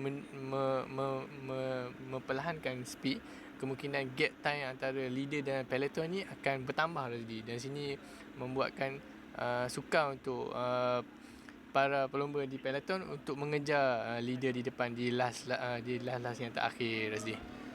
Bagi Nur Aiman Zarif, pelumba dari pasukan Sapura, sememangnya beliau pada ketika ini berpotensi untuk terus menyarung jersey merah, jersey kom tajaan Resort World Genting ini untuk hari yang keempat nanti, selepas beliau berjaya untuk memungut mata yang cukup besar, 8 mata, meninggalkan 5 mata di tempat kedua ialah pelumba dari pasukan Arab Pro iaitu Alista Danaho. Dan kita juga melihat bagaimana strategi yang akan dilakukan oleh para pelumba untuk Nur Aiman mengekalkan jersey ini selepas beliau menyarungnya secara tidak rasmi tanpa sebarang mata untuk jersey tajaan The Resort World Genting ini. Potensi ataupun peratusan peluang untuk Aiman mempertahankan jersey kom ini? Okey Rasdi, kemungkinan jikalau Aiman berjaya mengutip 10 poin di Cat 1 di Genting Sepah hari ini, beliau mempunyai 18 poin. Jikalau esok sesiapa rider yang memenangi stage di Genting Highland, 15 mata. Mereka cuma menawarkan 15 mata Rasdi. Ini menunjukkan Aiman masih lagi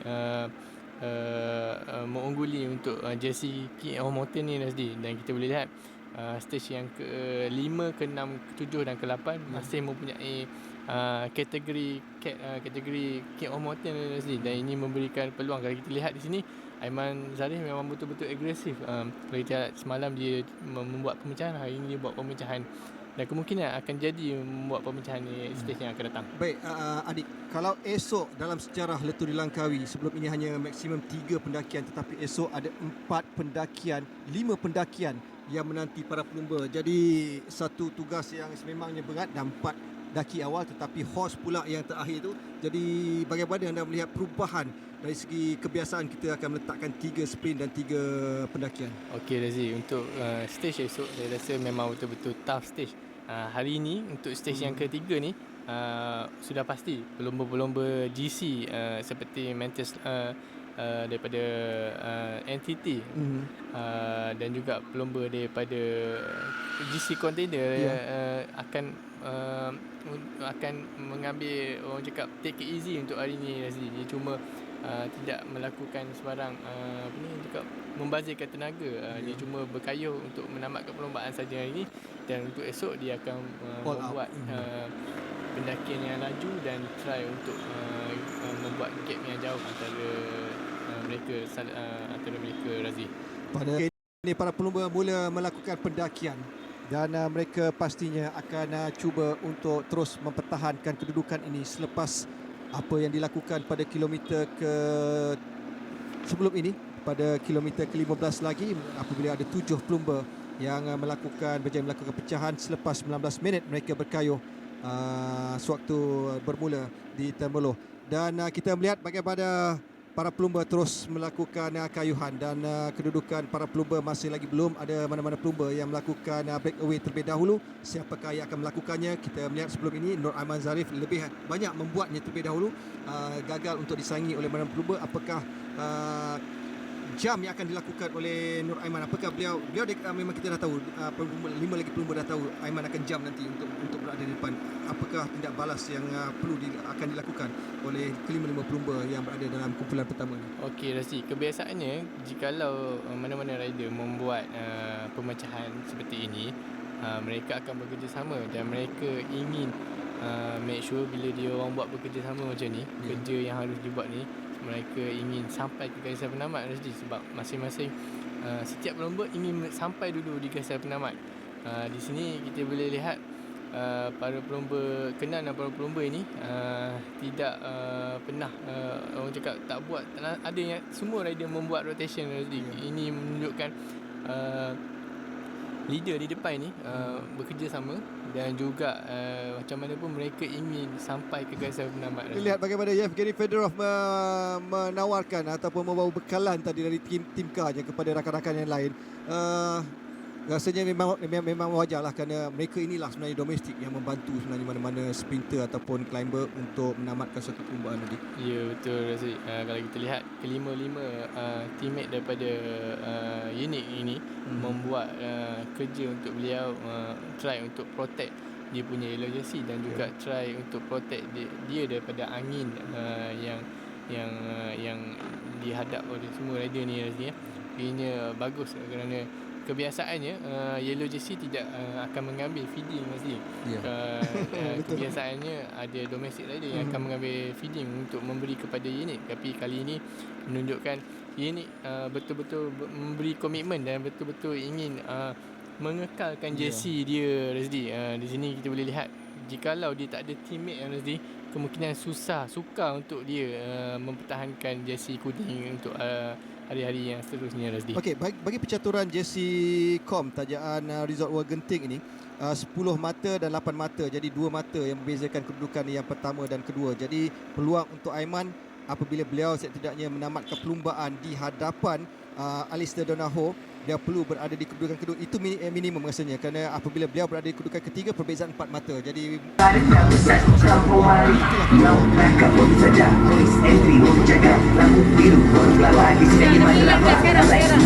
miliknya di tempat yang ketiga sekurang-kurang. Ya, betul Razi. Seperti yang saya cakap tadi Razi, Nur Aiman Zarif akan mengutip seberapa maksimum kemungkinan dia akan sebab dia ni sudah biasa di climb di Genting Sepah ni Razi.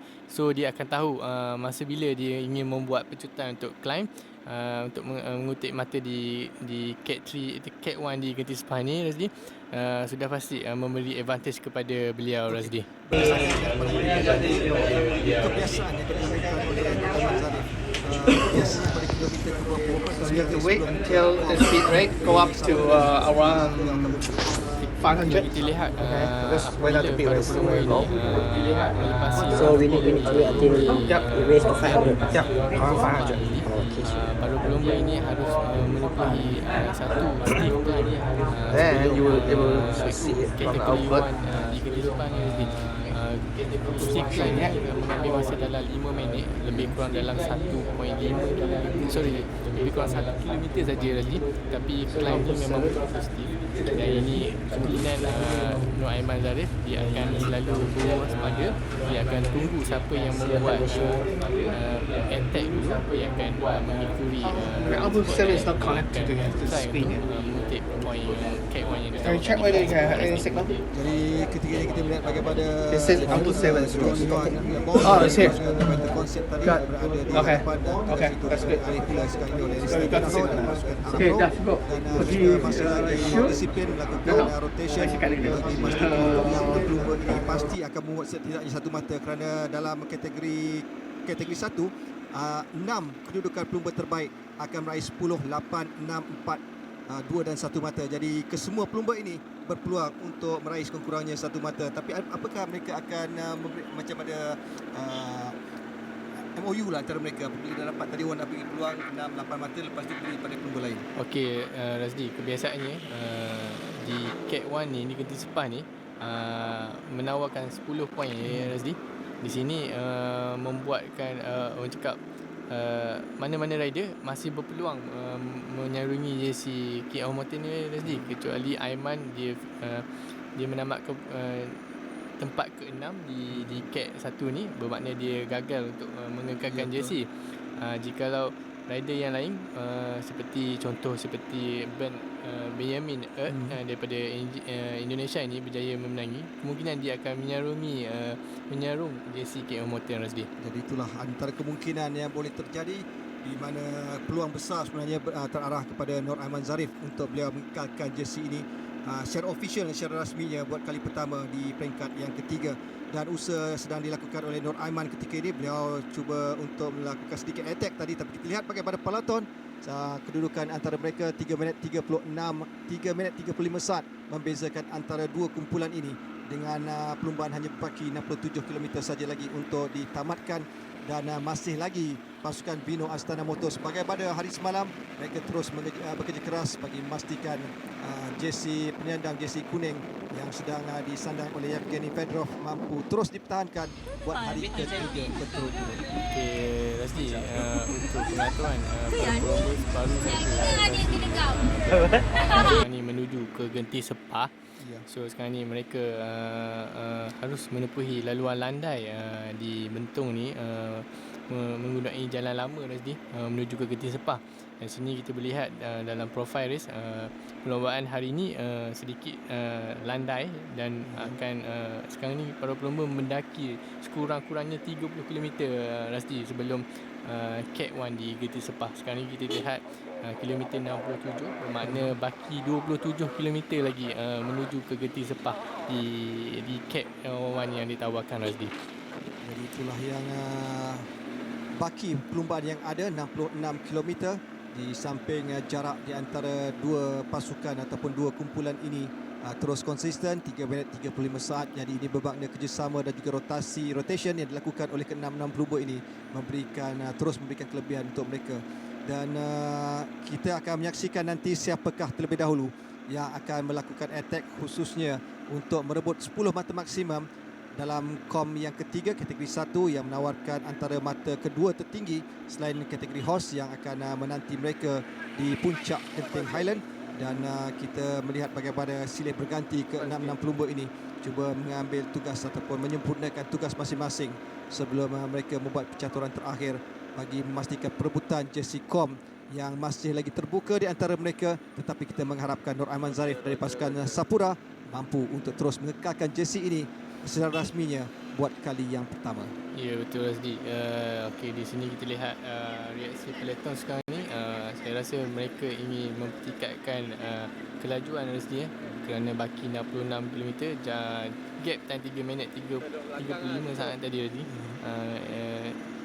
Gap time yang agak jauh actually. Kalau kita lihat di sini saya lihat para pelumba ini seperti pasukan daripada Vino Astana ni tidak berhenti membuat kerja Razdi untuk menangkap 6 leader di depan ini, dan saya sudah pasti di saat-saat akhir ini mereka sudah pasti akan menangkap 6 leader ni jika time gap yang mereka lakukan tidak jauh Razdi. Ada lebih kurang 23 km saja lagi untuk mereka menuju ke KOM 3 kategori 1, khususnya bagi 6 pelumba yang berada di hadapan, sambil kita melihat bagaimana setakat ini belum ada lain pasukan yang akan mengambil alih tugas yang dilakukan oleh pasukan Vino Astana Motor yang terus menggerakkan di bahagian hadapan, di samping ke-6 pelumba terus melakukan kayuhan kerana mereka memerlukan 20 km saja lagi, lebih 20 km untuk memungut ataupun mencabar antara satu sama lain bagi melihat siapakah nanti yang akan menyarung jersey KOM, jersey tajaan Resort World Genting yang pastinya menjadi tumpuan selain 3 lagi jersey yang masih lagi dimiliki oleh Yevgeny Fedorov dari pasukan Vino Astana Motor dari Kazakhstan. Ya, Razdi, kalau kita lihat di sini average speed ketika ini dalam lingkungan 43 hingga 45 km sejam Razdi. Kalau kita lihat di sini kalau kita lihat para pelumba, 6 pelumba leader di depan, mereka tidak jatuh average speed 43-45 km sejam Razdi. Dan ini menunjukkan satu kelajuan yang luar biasa Razdi. Kalau kita lihat di sini, jikalau peloton ingin menangkap leader di depan, mereka harus berkayuh 50 km ke atas Razdi untuk menangkap leader di depan jika dia ingin menangkap 6 leader di depan. Ya, betul. Baik, terima kasih juga untuk Muhammad Rafiuddin kerana beliau juga teka juga 44 km sejam tadi. Ketika ini para pelumba sebagaimana yang Andi kata 43 hingga 45 km sejam kelajuan yang average kelajuan yang dilakukan oleh para pelumba, khususnya pelumba-pelumba dalam kumpulan besar ini yang sememangnya terus diterajui oleh pasukan Vino Astana Motor. Sambil itu pasukan kedua di belakang pastinya pasukan Thailand Continental Cycling Team, kerana mereka juga ingin membantu turakit bundaran Tanakon dari pasukan dari Thailand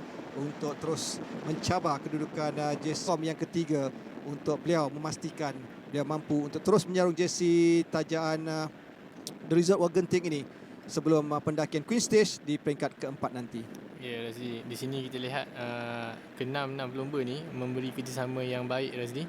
Masing-masing cuba untuk maintain speed antara mereka sama lain. Dan kita boleh lihat para pelumba ini tidak henti untuk membuat kayuhan yang mantap Razdi. Kiranya walaupun kita boleh lihat pendakian di sini landai, di sini para pelumba ini pandai menggunakan gear dan juga pandai mengawal dia orang punya tenaga Razdi. Hampir 20 km sebelum KOM terakhir kategori 1. Jadi kita mungkin berehat seketika dan kembali semula selepas ini.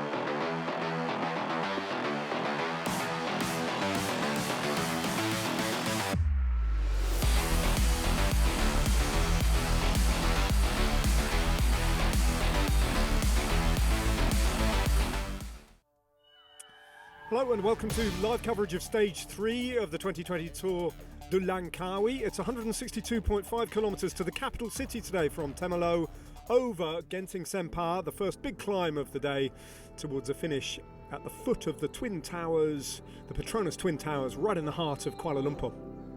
Well, yesterday was expected to be a fairly straightforward bunch sprint on Stage 2 from Terengganu to Klcc.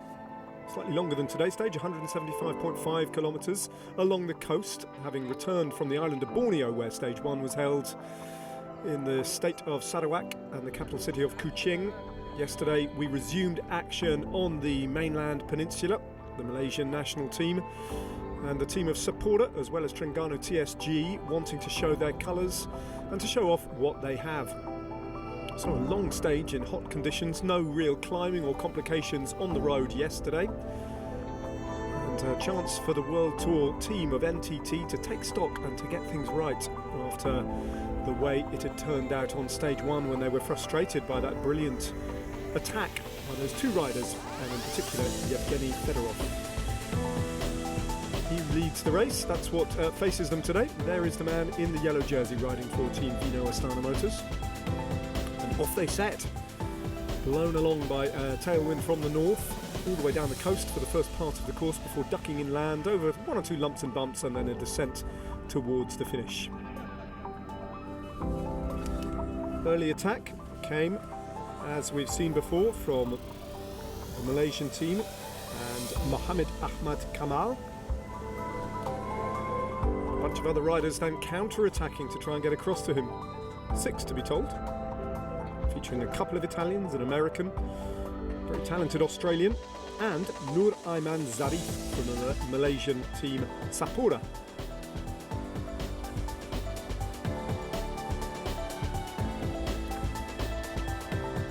Well, those riders swept up the lone breakaway, Ahmad Kamal, and then Mohd Zarif started to maraud through the intermediate sprints, taking the first of the intermediate sprints. Good day for him, adding 3 bonus seconds to his time. They all started the day on 1:33 down on GC, all level, but Mohd Zarif, courtesy of those bonus seconds, just put his nose in front in the virtual race lead as the advantage began to grow. And then on the run-in towards the finish line, a long-range attack from the Australian Riley Fields from the Bridge Lane Continental team. Forced NTT once again to attack hard. They caught him there. You can just about see him being swept up with 3 kilometres to go. Max Walscheid was seemingly perfectly positioned heading into the final kilometre with 2 teammates in front of him. The big German from NTT, the only World Tour team here. But ARA Pro Cycling as well thought they'd get involved, the Australian team from the Sunshine Coast. And hot on their heels, as they headed in towards the final 300 metres, Max Walscheid still looked like he was nicely poised with just his lead-out man then, but a block headwind into the finale proved in the end to be his undoing. Max Walscheid was left with no option but to open up his sprint here with a couple of 100 metres remaining into a block headwind. That allowed the 19-year-old Taj Jones from the ARA Pro Racing Sunshine Coast team to nip him on the line and take his first ever professional victory. What a ride, and what a scalp, and what celebrations there were in their Australian team as they took Stage 2. And Taj Jones, well, have we got another new name to reckon with? 2 19-year-olds winning the first 2 stages on successive days. And this 19-year-old, Yevgeny Fedorov, seamlessly defended his extensive race lead, leading in the points competition as well. Yevgeny Fedorov then, a quarter of the way through the Tour de Langkawi and overall victory. What awaits him on Stage 3 under. The victory went to Taj Jones of the ARA Pro Racing Sunshine Coast team.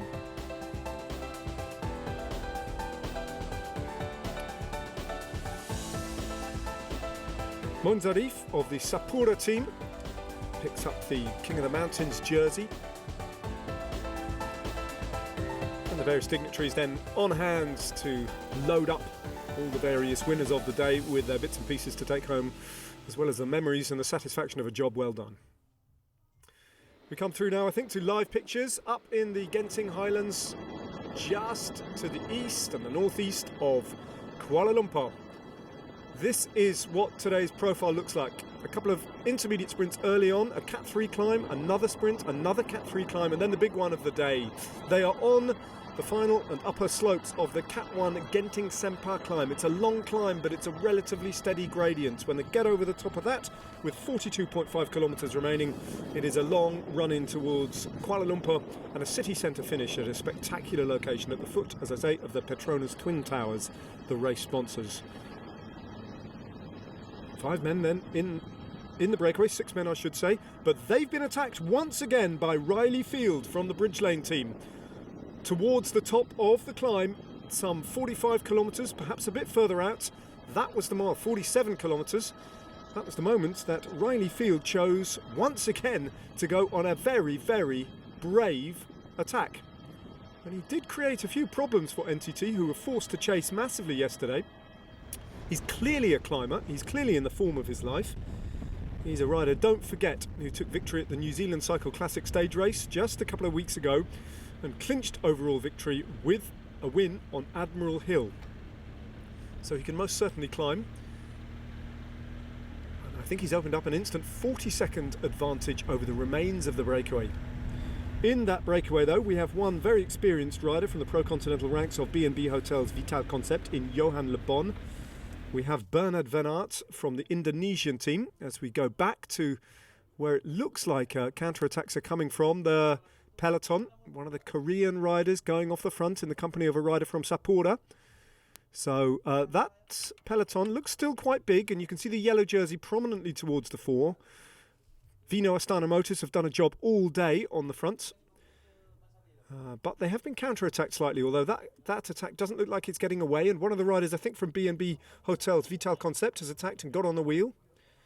And riders, one by one, from some of the lesser teams, beginning just to lose contact with the back of the peloton. Under pressure now being put on at the front, just losing the wheel, and it's going to be hard for them to get over the top and get back on if they are struggling at this point.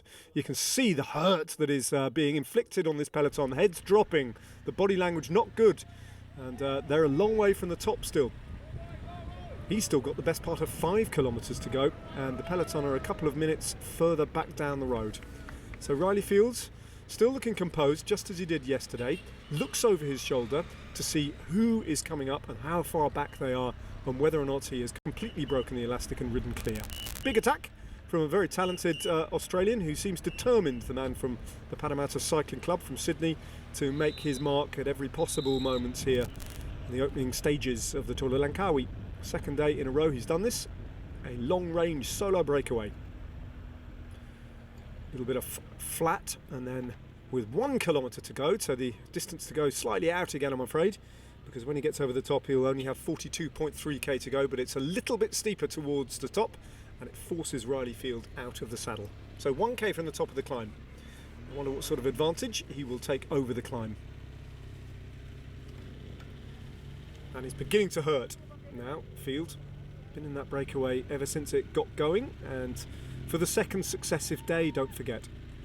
So the attritional damage to his muscles and his physiology, mental strength is obviously absolutely bulletproof, but he's beginning to hurt, I think, Riley Field. And that is a steeper gradient than anything they've had to deal with so far on this climb. Of course, the stage finish is at Genting proper tomorrow. This is a much higher altitude, 1,000 metres higher than this climb that they are taking on today, which is a Category 1 climb. If Field gets over the top here, he takes 10 points, which, well, then we'll have to see exactly where Monzarif finishes over the top of the climb, and that will determine who wears the Mountains jersey at the end of the day. Monzarif, so far at the first 2 climbs of the day, finds himself on 8 points. And assuming that Riley Fields gets to the top of this climb, which I think we can safely assume, and takes maximum 10, then, just thinking about it, Monzarif would have to finish 4th on the climb to secure that jersey at the end of the day. In all other circumstances, the victory would go, and the jersey would go to Riley Field. Nothing he can do about Monzarif, though, who's looked very strong thus far, and although we've lost sight of him, the cameras have lost sight of him, the man from Sapporo in the red jersey. I think there's every chance he will be hanging on to 4th place, and that is a steeper gradient now. Probably about 400, maybe 500 metres of this climb still to go. The last kilometre is hurting Riley Field. Inspired by the other deeds of the other Australian continental team, no doubt, ARA Pro Cycling. Sunshine Coast yesterday with that stage victory. Bridge Lane want their part of the action too today. Genting Highlands coming into view. Race finished today in Kuala Lumpur for the 14th time in the 25 years of the Tour de Langkawi. Nanti tu sebab tak ada kamera sini. Again, a nice high cadence from him, and he goes over the top of the climb. So Riley Field takes himself 10 points. And now it is important to see who comes over the climb next. As we go back to the front of the peloton, we haven't seen the rest of the riders in the breakaway.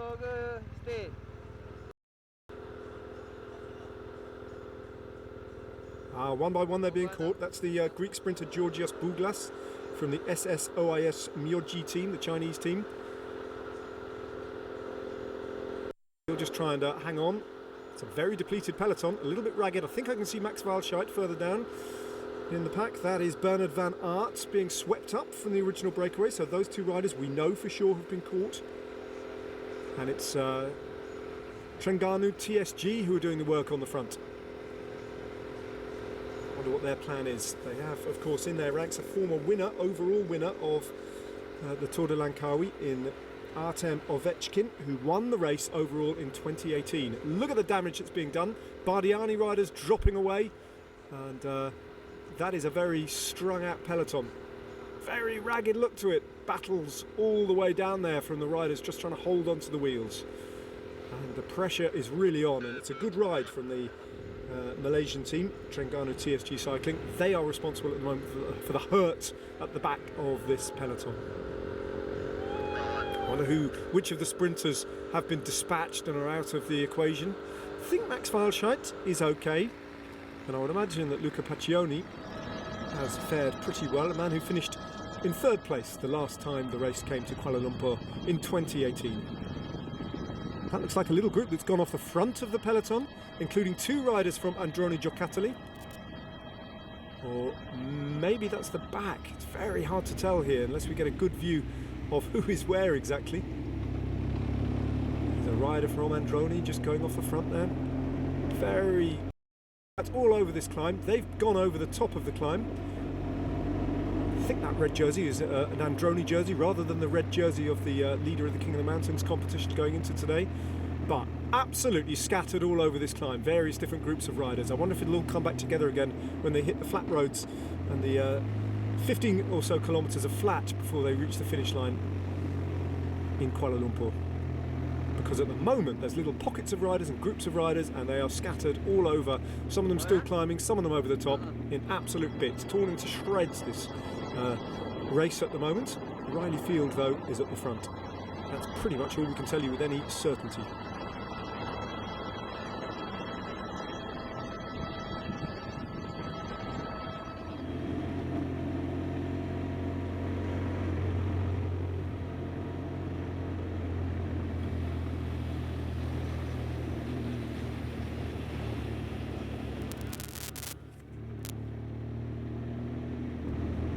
See a group of 2 riders chased by another group of 3, and then these 2 riders trying to get on terms with them. I think the motorbike that we are with at the moment is just buried in the middle of a chaotic situation of the peloton that's been shredded. Nowhere near the front of the race, I don't think, where Riley Field has sole control.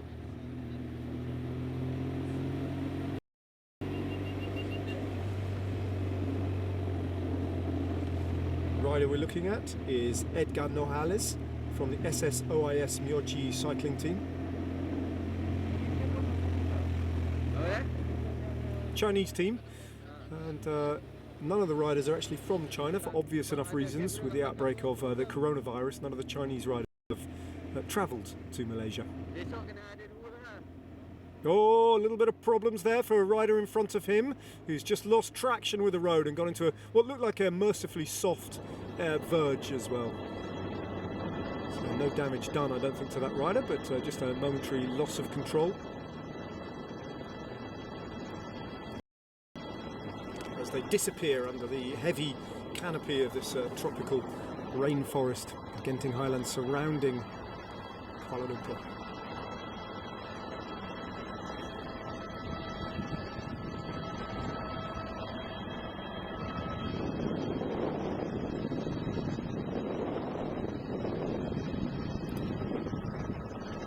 The three riders doing the damage at the front for the Terengganu TSG team were Drew Mori, Metkel Ayob, the Eritrean climber, and Carlos Quintero from Colombia. There they are, one of them at least. I think that must be Ayob.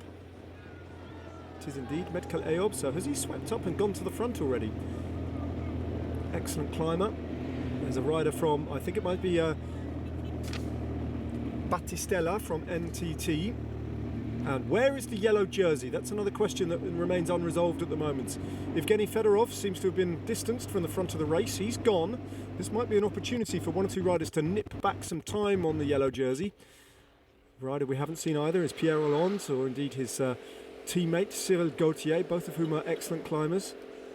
I'm sure they're there or thereabouts, but it's very difficult to tell. This motorbike is right in the thick of it, being passed all the while by various different groups of riders. That looks like it might be Louis Meintjes, just coming past.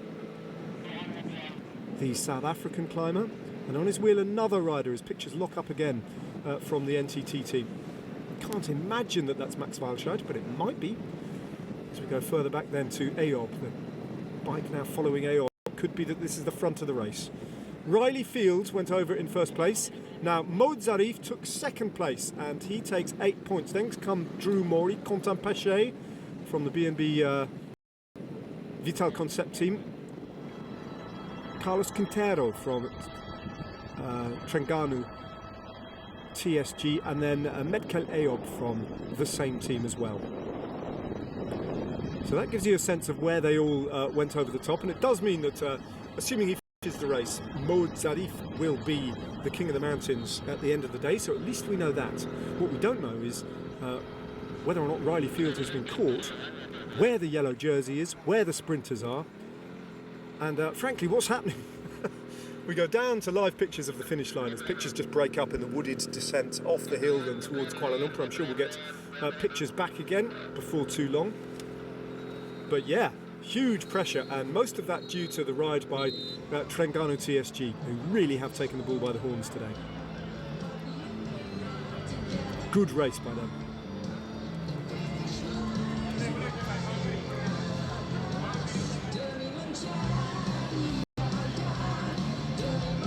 23 years of age, Drew Mori, the Australian, who was one of those three Terengganu TSG riders who seem to have gone to the front and absolutely destroyed the peloton, along with Carlos Quintero.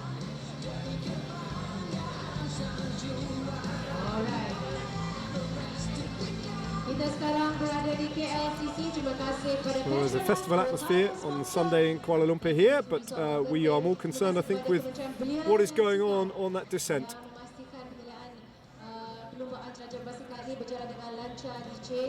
Technical reasons, I guess, just blocking the signal. Unfortunately for us at the moment, it's a bit of guesswork as to what's happening. All right.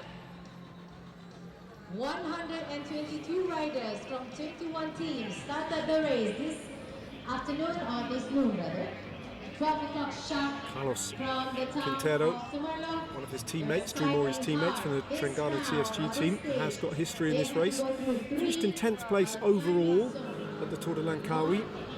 He's competed in Grand Tours, a Colombian, changed teams repeatedly. These are the hills that we're coming down, and that is the distinctive skyline of Kuala Lumpur, and you can see the Twin Towers there right in the middle of your picture. That's where we are eventually heading. It's a former winner as well, Carlos Quintero, of the King of the Mountains competition at Tirreno Adriatico, the famous Italian stage race.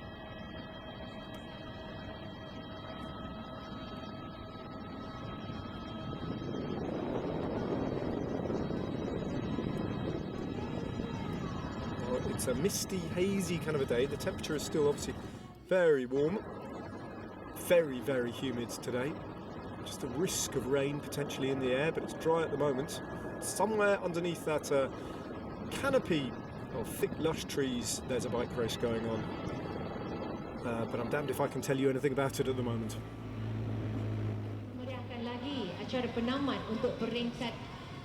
Well, we continue to enjoy, when we do get pictures, in this edition of the Tour de Langkawi, and that's the disappointment of the lack of pictures. We've seen some great racing, and we've seen some very interesting riders come to the fore, not least Evgeny Fedorov, who's obviously got his work cut out today to defend that jersey of his.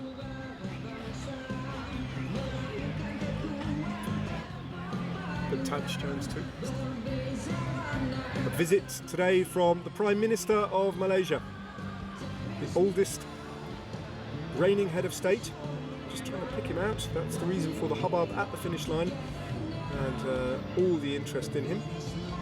A man who's credited with the invention of the Tour de Langkawi, having represented the constituency of Langkawi as a Member of Parliament and called it into existence for the first time in 1996. His return to the Prime Minister's office a couple of years ago has injected a bit of new life into the Tour de Langkawi. 93 years of age.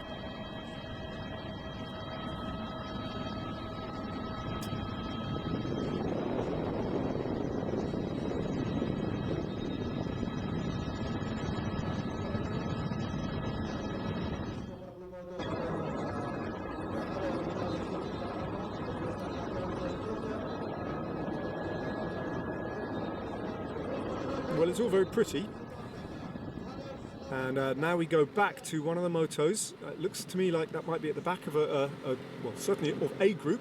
Hard to determine which group it is, possibly the back of the peloton.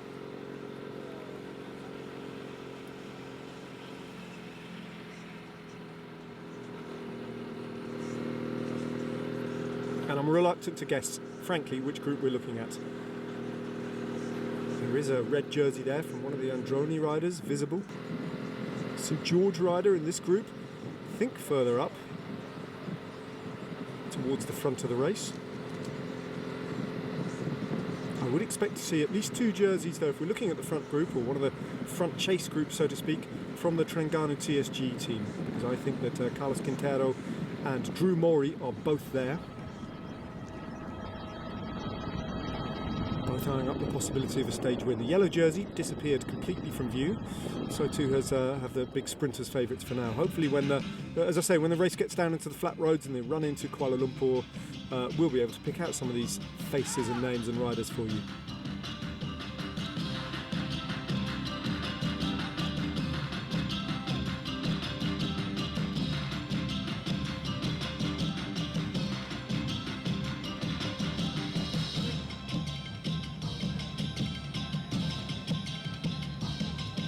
In the meantime, sit back and enjoy this show at the finish line.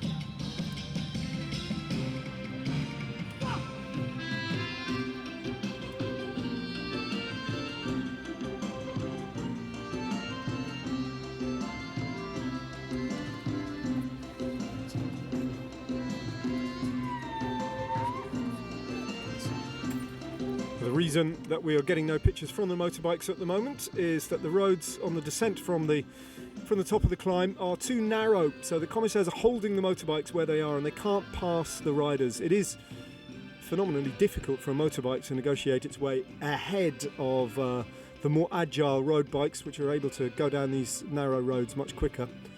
And perhaps they're just caught out of position, but they're being kind of locked down where they are at the moment, so the pictures are of limited value until they get down onto wider, flatter roads and we can pick them out. Helicopter now getting sight and sound of the race, though, with 30 kilometres to go. Let's have a look, see if we can decipher which group it is we're looking at.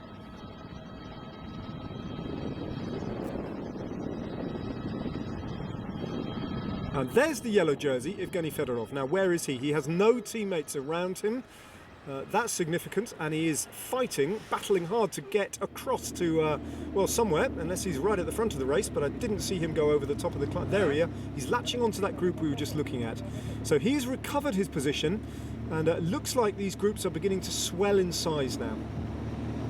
Doesn't have any teammates around him though, the yellow jersey. Clearly under pressure on that climb, which answers a few questions about how well he might fare, I think, on tomorrow's climb up to Genting. And that's a slightly worrying sign for Evgeny Fedorov. His team did so much work trying to hold it all together for him at the early part of today's stage. Just looking at some of the riders around him at the moment, they are not what you'd call the top end of the peloton. So I'm worrying slightly on his behalf which group he finds himself in at the moment.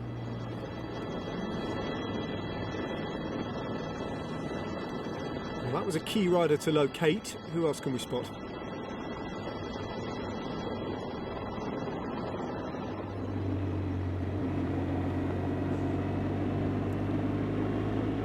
This is the back of the Fedorov group, as we should now call it. The group of the yellow jersey. Under 30 kilometres to go, so a little bit more descending until we get onto these flat and hopefully wider roads.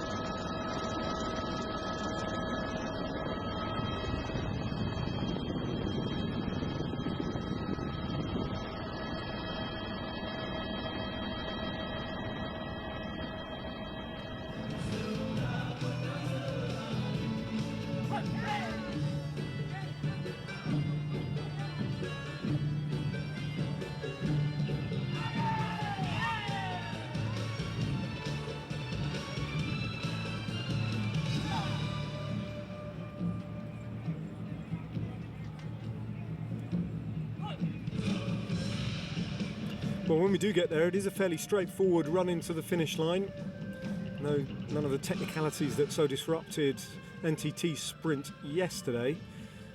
Question is, though, I don't think NTT or any of the sprinters are necessarily going to be there to contest the stage victory today. It looks like their opportunity might well have gone, and they have been dispatched on that climb down into Kuala Lumpur. I think they've gone, unless they can all rally round NTT and Max Walscheid and somehow bring him back. They do have the, I suppose they do have the kilometres to do that if he's not been too hurt by that climb and he's not lost too much time over the top. All is still possible, very much so. And also it depends on the which front group eventually does get together, what the constitution of that group is and who's prepared to ride, because that's a factor as well. If there's a little bit of disharmony at the front, then whoever is working hard to get back and bring the race back together and zip it all up again might well have an opportunity. That's all conjecture though. Until we see exactly where the riders are off the climb, it's anyone's guess.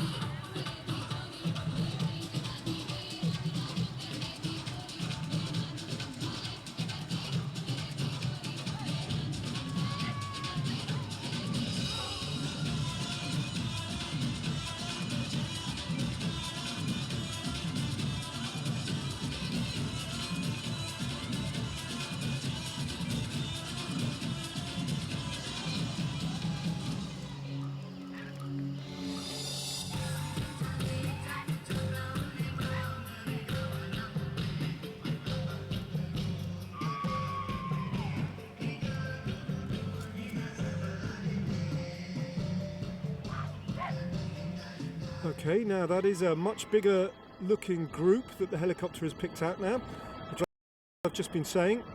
But one or two blue jerseys as well, they're dark blue jerseys, just repositioning themselves as if they are getting back together again. I can see 3 jerseys from the B&B Vital Concept team, and I think in fourth wheel that is Pierre Hollande, and sitting in just tucked in behind him I think it's Cyril Gauthier.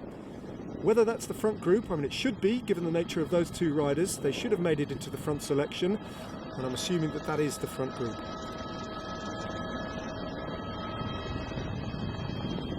Who's riding? One of the riders from St George by the looks of it on the front, and then yeah, that's Terengganu TSG team with one rider there. As I say, what looks like at least two riders from B&B Hotels Vital Concept, a rider from Vinizabu KTM, two by the looks of it from the Korean team. But that's a group of some 20, 25, let's see the back of it, 30, 40 riders, even more. So that's the peloton. Is it the front of the race though? Can't quite determine that. The yellow jersey is in there, which is excellent news for him if that is all coming back together again, and that is the front of the race.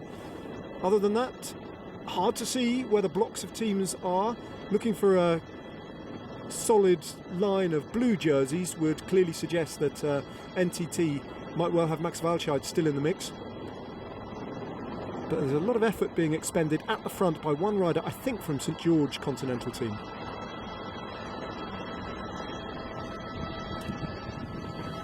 Just one sole representative. It's as if he's doing a job for one of his teammates, possibly Blake Quick if he survived that climb, in order to continue to distance some other riders who might have been spat out of the back on that climb. And maybe Walscheid is still off the back. You can see riders now moving, jostling for position, trying to find their teammates, trying to establish where they all are, who's still there, how to play it, readjust to the new tactical situation that's unfolded on that climb. And that is the size of that group, maybe 50 riders, so that's half the peloton. Stalls a little bit at the front, just at the moment, as riders look at each other and try and absorb the new situation they find themselves in, with 23 kilometres to go. And while the pace is just easing off at the front, that allows an opportunity for a little group of three riders now to get back on as well. So all the while on the descent, the size of that group is swelling. And you can see the conversations and the heads turning as they try and figure out, in all that chaos, where they all are. Two NTT riders you can see on the left-hand side, that's Battistella and Louis Mainkis. They're both there for sure, just getting towards the front of the peloton now.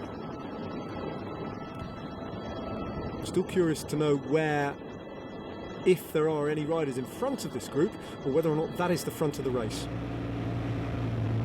This is the back of the peloton, and we will continue here, I think, to see riders just zip past on the left-hand side and latch onto the back wheel of what remains of the peloton. I don't think it's the whole peloton by any stretch of the imagination.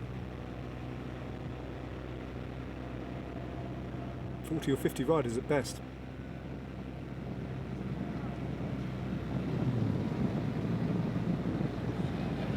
Matthew Zenovic is the St George Continental rider there from Terengganu TSG. That rider is Carlos Quintero, so we saw him go over the top in the top positions over the top of the climb. So these are the better climbers in this group. How many sprinters are there here? Where is the yellow jersey? Is Fedorov there? I think he is. If you glance up on the... oh, maybe not. That was a yellow jersey of Vinizabu. Trying to spot Fedorov's yellow jersey, and I can't immediately see him in this group. I thought we picked him out from the helicopter, but possibly not.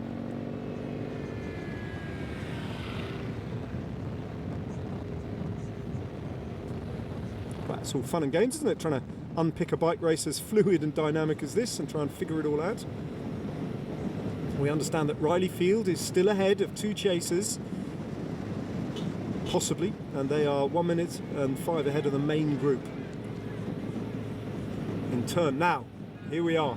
That is four riders from NTT, including Battistella and Mainkis. Walscheid's there. You can see in about 6th position, 7th position, just tucked in behind Pierre Roland. So Max Walscheid is in a beautiful position here, and it might well be, and there is Alexander Fedorov as well, the yellow jersey, behind him. The question is, which group is this? Is this the main peloton now? I think it probably is. There we go. It's all come back together again somehow, as if by magic. That's a big group. Yellow jersey back where he wants to be. Big sprinters back there where they want to be. And order has been restored amidst all that chaos somehow. And that's pretty much the entire peloton now. All strung out, single file, which would suggest that there are still riders ahead of them they want to hunt down. And once more it falls to Iribe, the national champion of Japan, to close the gap to whoever is at the front. Riley Field is the man, of course, who presented them with the problem that they had yesterday, where they only caught him, the Australian from Sydney, with 3 kilometres to go. And, well, that graphic suggests that they've got the same battle to do again today. This time it's Louis Mankey, front, the South African, to try and do a turn. First time we've really seen him so far. Bandaged on his left knee from a crash yesterday that marred the outcome of the final race. That was within the final 3K, so nobody lost any time in the general classification. And Mankey's starts today 1:33 down, with tomorrow still in mind, and the big climb. But he must have obviously gone down in that crash, Mankey's. Seems to be moving okay though, and he's doing a job now for Max Weilschat to put right his woes of the first couple of days of racing. So good riding from NTT. They are there en masse, pretty much the whole team without exception. They've made the front of the peloton theirs now.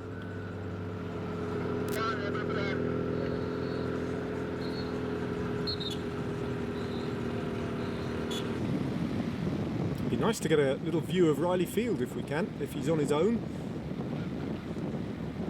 Holding on to his precious 40 seconds advantage, if that is an accurate time gap, and I hate to say it, but I think we need to treat these time gaps with a little bit of caution until we can establish just what the truth of it is. Then 40 seconds is not going to be nothing like. There we go, Riley Field still there, in conversation with the commissaire now. I wonder why that might be.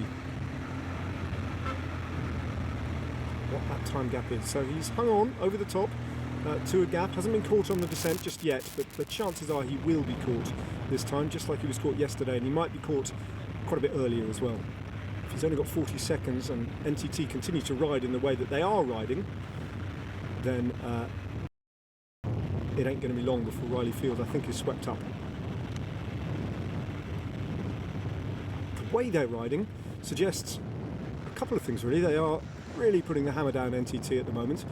One is that they're not entirely sure what Riley Field's gap is, which is possible, and that we might be fed the wrong information, and he's actually got a bigger gap than we know of, and NTT are determined to shut it down.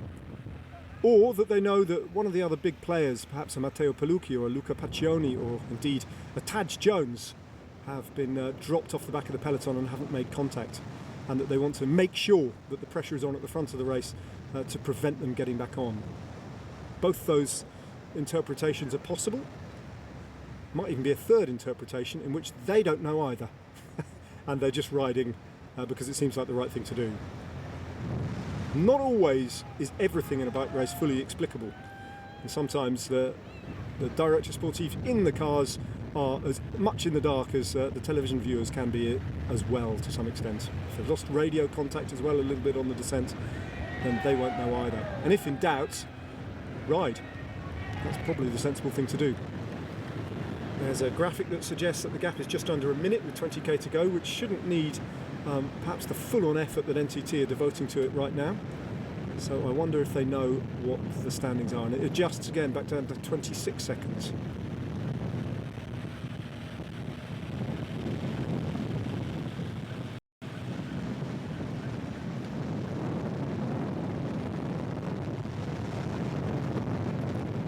Well, I'm getting information from the race that Quentin Paché and Ficara are somewhere in the middle. Quentin Paché from B&B Hotels Vital Concept, and they were riding on the front on the climb.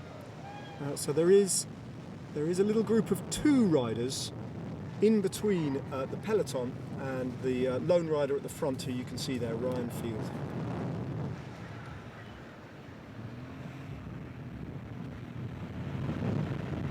Pierpaolo Ficara, Italian rider, rides for one of the Malaysian teams, for Team Sapura, who are having an excellent day. Having secured the Mountains jersey on the shoulders of Moen Zarif, he'll definitely be on the podium and will be taking it onto the Genting Highlands climb tomorrow. So that's a result that they've already got, and they've got an iron in the fire in Pierpaolo Ficara, and he, in the company with Quentin Paché, the bearded rider from B&B Hotels Vital Concept, are somewhere in between the NTT train on the front of the peloton and Riley Field. 18k to go then. And although that is a big peloton, I suggest that there is a smaller group off the back of it. I don't think it's the whole of the remains of the race by any stretch of the imagination. We did see riders struggling to hold the wheels so early on that climb. I wouldn't be surprised if there was a gruppetto of sorts that had formed over the top of the climb, and it probably finds itself a few minutes down on the peloton. Albeit there must have been, while we lost sight of them underneath the trees on the descent, there must have been a period during the race where once the group started to coalesce, then they eased up a little bit. Otherwise, there's no way that peloton would be so large as it is. And perhaps that did provide that lull in the action, that needed respite for the whole race to knit back together again. But I'm pretty sure that there will be one or two little groups trailing in at the end of this race, separated from the remains of the peloton. In the meantime, though, hats off to Riley Fields, the Aussie. Second time in consecutive days he's done just this. Totally different terrain today. There was a bit of a climb yesterday on the road to Klcc, but nothing like the climb he's been over today, and he took it on really quite early. 3-4 kilometres from the top, rode away from what was a stalling breakaway group of some 6 riders, just left them for dead. No one could hold his wheel, no one could get onto his wheel, and he's making a name for himself, seizing his opportunity to put himself in the frame. And the cameras are picking out rider 72 for the second successive day. Good for the team as well. If they haven't quite got the wherewithal or the firepower to ride out a stage victory, then this is second best. I don't think it's going to be a stage win though for him today. And here's the chase group that I was told about. My thanks to Jeff Kenney, who's possibly listening on in the race director's car, and he's got an eye on the race. He's actually in the race, who notified me that this was the case. His compatriots, Contampache, company of Pierpaolo Ficara, are somewhere in between these two groups, and there's a chance, I think, that these 3 groups are all going to come back together again fairly soon. Still got 17 kilometres of flat approach road as we hit the suburbs of Kuala Lumpur now, before the finish line. As Mankies gets back on the front, bandaged, doing his job. Today he'll be riding for the big German sprinter Max Walscheid. Tomorrow Walscheid will be expected, whatever happens, win, lose or draw for Max Walscheid, he will be expected to turn tables and ride for Mankies and Battistella on the approach, fairly flat approach towards the big feature of tomorrow's race, the long, steep climb up to Genting. Well, one thing's for sure, the yellow jersey will be pretty much nailed on to be secure again today on the young shoulders of Evgeny Fedorov. But slightly worrying signs from the man from Vino Astana Motors that he was put under pressure on today's climb. If that was the case, then it doesn't bode too well for him for tomorrow. And his big rivals for the overall victory will have looked at that, I think, and considered it and thought, well, perhaps we can dislodge him tomorrow on the climb. Maybe they're already starting to discount him and think about their rivals instead. They've learned a little bit about each other on this prelude to tomorrow's big mountain stage. Over 1,600 metres of altitude they gain in total tomorrow up to the top of Genting. It is not inconsiderable.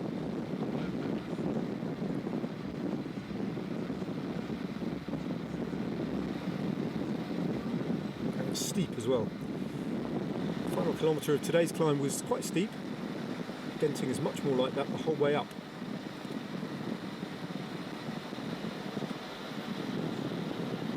So, Ficara and Pache look up ahead of them on the road, and there's still no sign of Riley Field, so these 3 groups are still separated by clear tarmac.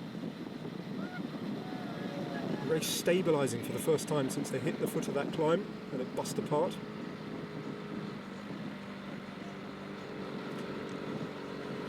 Dylan Sunderland now sets the pace with Iribe on his wheel.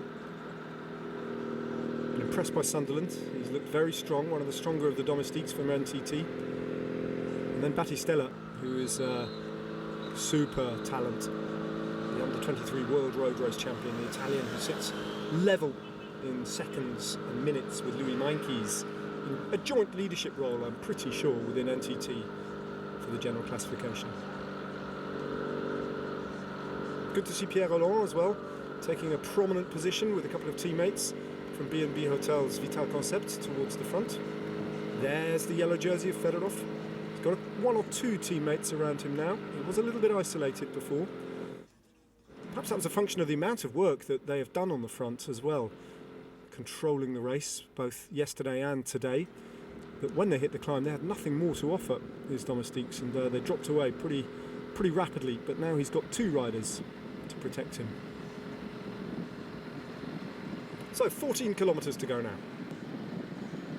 And still they haven't caught the front of the race, or indeed the group of two riders in between Peloton and Riley Field.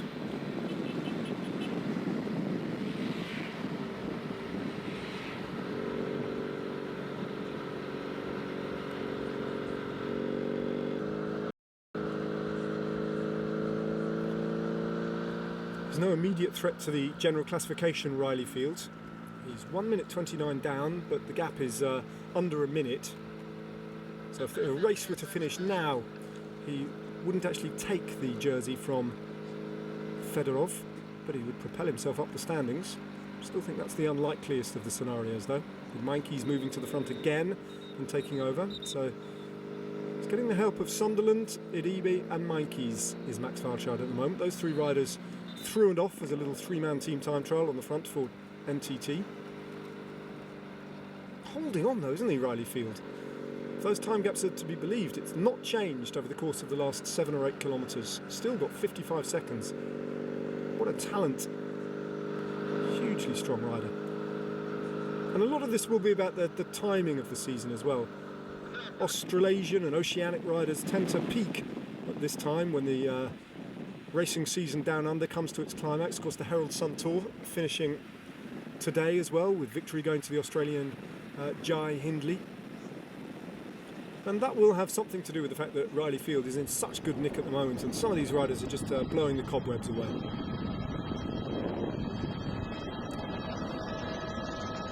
More of an update from Jeff Canet, who's now suggesting that the peloton are at 30 seconds to the front of the race, to Riley Field, which would mean that the whole thing is concertinaing back together again.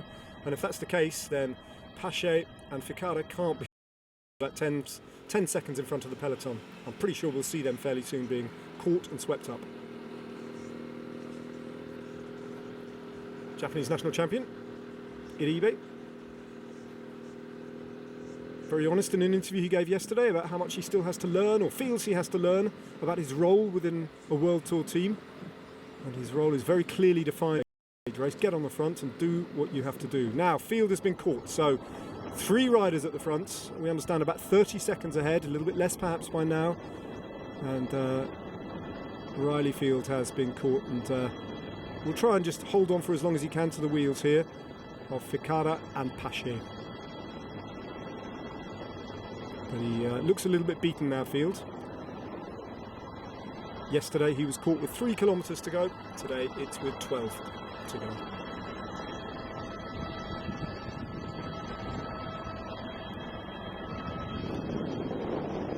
Now, if the helicopter shot just widens out a bit, we might even see where the peloton are behind them. I mean, 3 is better than 2. Riley Field, though, I think will be allowed a little bit of respite and won't be expected to do too much work on the front of this little trio of riders, having been out for as long as he has done, both in that initial breakaway and also as a solo attacker. His legs will be falling off for the second successive day. Ficada and Pache would be considered rightly to be the fresher of the 3 riders, and will have to do the lion's fair share of the work here. 11 kilometres to go, and Riley Field wearily takes his place at the front of the line.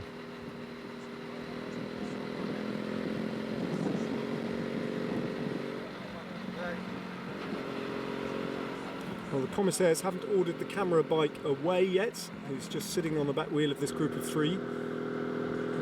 When he's ushered out, we know that the catch is pretty close. But for the time being, that suggests that the gap is 30 seconds or thereabouts. 20 seconds now flashing up on your screen. And of course, the reason for that is you don't want the camera bikes interfering with the race and allowing the peloton to make the catch a little bit easier than it might otherwise be, and use the slipstream, substantial slipstream of a big old motorbike like that to close the gap. That would be unfair. Just a little injection of pace there from Pierpaolo Ficada. opens up a few bike lengths on Quentin Paché. That wasn't an attack, it was just almost like a involuntary softening up, and Paché just looked at Field, and I think Field might have missed a turn there, and it caught Paché slightly on the hop. And that's why that gap opened and then closed again, and now the motorbike is going ahead, which might mean another motorbike replaces it. So we are still in a situation where the peloton are some way behind. Now what's going to happen when Paché pulls off then is Field's going to... Paché just looks across to see what the Australian's going to do, and he gets onto the front for a dozen pedal revolutions. 25 seconds, 10 kilometres to go. Not impossible. There are 3 riders here, don't forget. Flick of the elbow now for Field. He's done all he can on that turn. His head keeps dropping as if he can't support the weight of it on his neck now. Telltale sign that fatigue is just streaming through that physiology of his.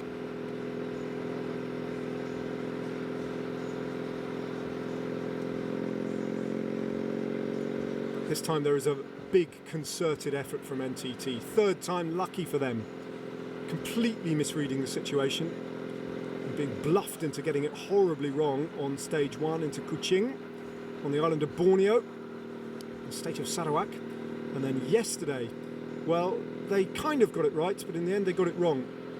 It was a very nasty finish, I have to say, with 600 metres to go. Those 2 left-handers and a dreadful road surface. And Max Walscheid patiently explained afterwards that one of the reasons why he just kind of miscued his sprint was the headwind. That meant that he had to go earlier than he wanted to, and his lead-out man had left him a little bit high and dry. Not that he blamed him, that's just my interpretation. But also that the road surface on that last left-hander with 500 metres to go made him fear for his safety, and he didn't want to crash. Now look at that road behind them. The peloton is absolutely nowhere to be seen with 9 kilometres to go. These 3 riders will start to believe as the kilometres tick by that they've got a chance.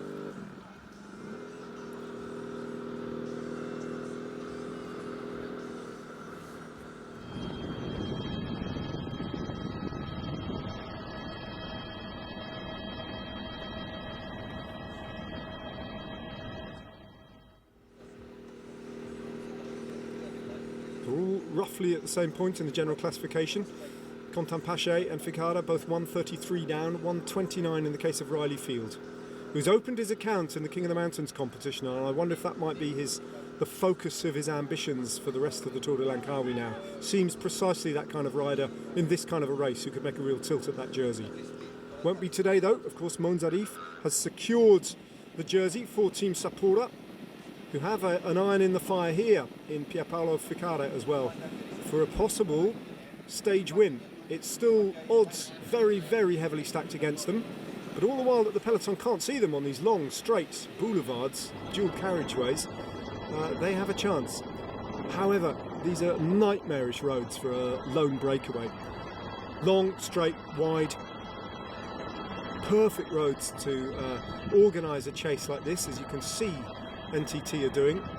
Uribe has done all he can, he's no longer there, but they've got 4 riders and then Max Walscheid towards the front. And it does just, it is the perfect road for a chase, for a peloton, and just the opposite of that for a breakaway group. There was a memorable stage, of course, in 2009 in the Tour de France, when the race entered Barcelona, when David Miller, the British rider, attacked from a breakaway group and had a really substantial lead going into, around about now, 7 kilometres to go, when he hit big, wide roads in pouring rain on the boulevards of Barcelona.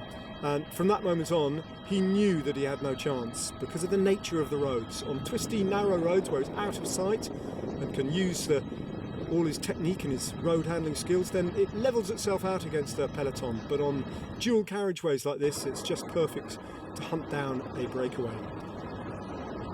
Still 2 kilometres to go since I started talking about their chances, and they still haven't got them, but they still have 7 kilometres in which to effect the catch.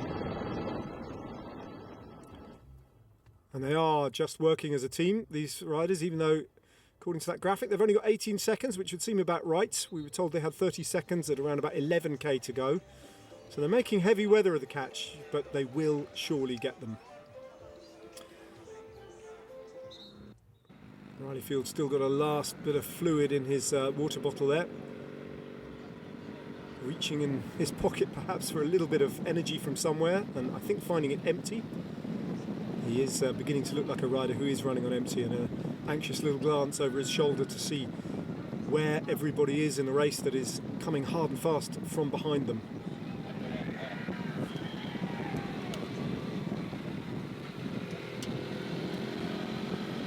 Pierpaolo Ficara flicks his elbow, expects Pache to come through, and was slightly irked, I think, by how long it took Pache to just appear alongside him on the left.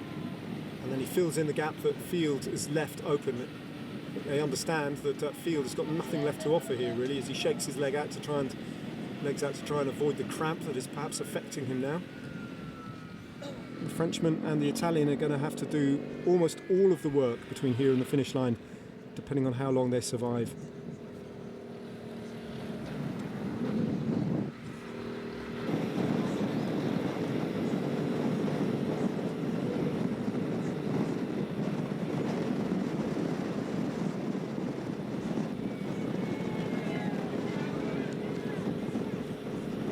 It's his first year racing in Asia. Pierpaolo Ficara spent the last 4 years riding at a continental level at Amore and Vita in Italy. Now trying his luck in Asia. Some of his best results actually have come in recent years on the Asian circuit anyway, so he might as well apply his trade here. Has notably finished in second place in the general classification at the Tour of the Savoie-Mont Blanc, and he is a climber, which would tell you all you need to know about why he managed to be in the position that he is alongside Quentin Pache on that climb. 4k to go, and as you can see, Riley Field just hanging on now, not doing any work. Two-man time trial with a rider just stuck limpet-like to their back wheel. If they were to stay away and Riley Fields were to find the energy somewhere to outsprint them both, that would be some ride, both tactically and physically. But I hesitate to talk about a victory between these three riders as close as they're making it and as decent a fist as they're making it, because that peloton is committed and driven on by the only World Tour team in the Tour de Langkawi, and it would be a major, major upset if they were to be denied at least a bunch sprint. I'm not saying that Walscheid would win necessarily, as he's made slightly heavy weather of it so far, but the very least that they require is they want to give him a chance of winning and bring this all back together again. Ficara is looking a little bit irritated by his teammates at the moment, his breakaway companions at the moment, by Quentin Pache, who he thought did a little bit of a short turn, I think, there. Androni Giocattoli now coming to the front, and NTT allow them to do it. They've just got one rider marking it, so Luca Paccioni, who finished in third place here in 2018, into Kuala Lumpur over a completely different approach last time, without the big climb to soften up the pack and to create all the chaos that it created in the race today. But Paccioni is in good nick and looking like he fancies this victory. Let's not forget about B&B Hotel Vital Concepts' Geoffrey Lecroix as well, who's growing into this race with each passing stage, and good showing from Bardiani CSF as well, who have Matteo Palucchi just where they want to be with three teammates supporting him.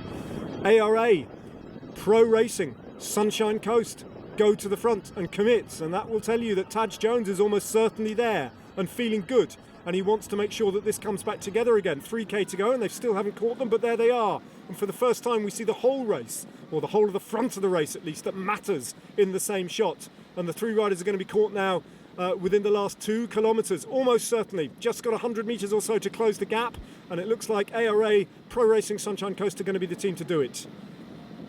Safety marshals now warning them of the road furniture impending, but it is a very, very straight and not necessarily technical approach, perfect for a big bunch sprint, and that's precisely what we're going to get as the breakaway is caught now. Just under 2 kilometres to go. Here we are then, the Twin Towers honing into view, the big showpiece finale in Kuala Lumpur, in the capital city of Malaysia. The Prime Minister of the country, the man who called this race into existence 25 years ago, is here to watch the denouement of this fascinating and attritional and chaotic stage, which NTT seem to have marshalled so far to perfection. The big question now remaining is, what can they do with the bunch sprint that is upon us? That is the static camera with a few hundred metres remaining as they sweep left-handed now. We've lost sight of them frustratingly. It was Androni and ARA Pro Racing who had taken things up inside the last 3 kilometres. Which of the teams is going to emerge around this corner and in which position? Won't be long now before we see the unmistakable figure, I'm sure, of Max Walscheid will be in the frame somewhere. Will Palucchi and Paccioni, the Italians, be able to mix it with him? And what about Riccardo Minali from Ltdl Provence? What about Taj Jones, the winner of the sprint yesterday, the 19-year-old? He looks to be in the mix as well, as his teammates were working on the front. They're inside the final kilometre now, and we have lost sight of them. So we can't see how this is developing at all. A few hundred metres to go. The motorbike's being pulled out along the deviation and the tension building. We're getting a crowd's eye view, basically. And now the helicopter picks them out, and Androni Giocattoli on the down the middles have Luca Paccioni with 2 lead-out men inside the final kilometre. Looks like B&B Hotels Vital Concepta shepherding Geoffrey Lecroix into a perfect position. At the moment, NTT are nowhere near the front, but that might be the perfect place for Max Walscheid. Walscheid's in the middle of the pack there, just freelancing it. He's without a lead-out man as Matteo Palucchi finds himself down the middle of the race. It's a little bit higgledy-piggledy. There's no big lead-out trains, just the odd lead-out man here and there. And Max Walscheid now on the wheel of a rider. That's Minali from Ltdl Provence. But now Walscheid hits the front. 50 metres to go. Walscheid's going to get it right. Just from Riccardo Minali. Victory at last goes to the German, and his team worked immensely hard to achieve that.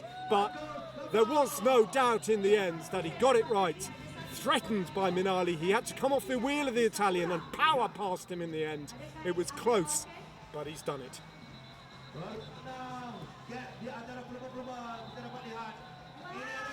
Well.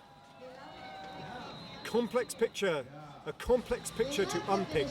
No doubt about the winner though. Walscheid wins, Riccardo Minali in second place. If you don't get it right at first, try again. Third time of asking, Max Walscheid takes victory.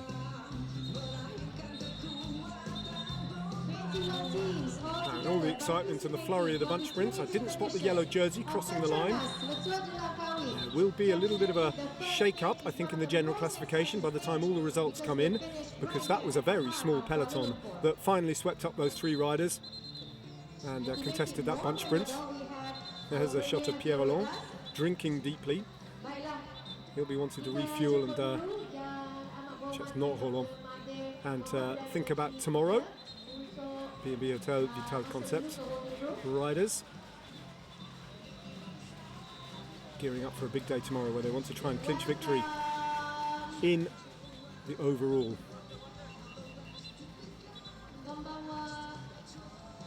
Johan Le Bon just coming to a halt there, who's in that original breakaway. Here's a replay then. Matteo Palucchi is in the mix here at this point. There's the yellow jersey of Fedorov finishing in perfect order. Minali takes things up. Walscheid then comes off his wheel. Down the middle then.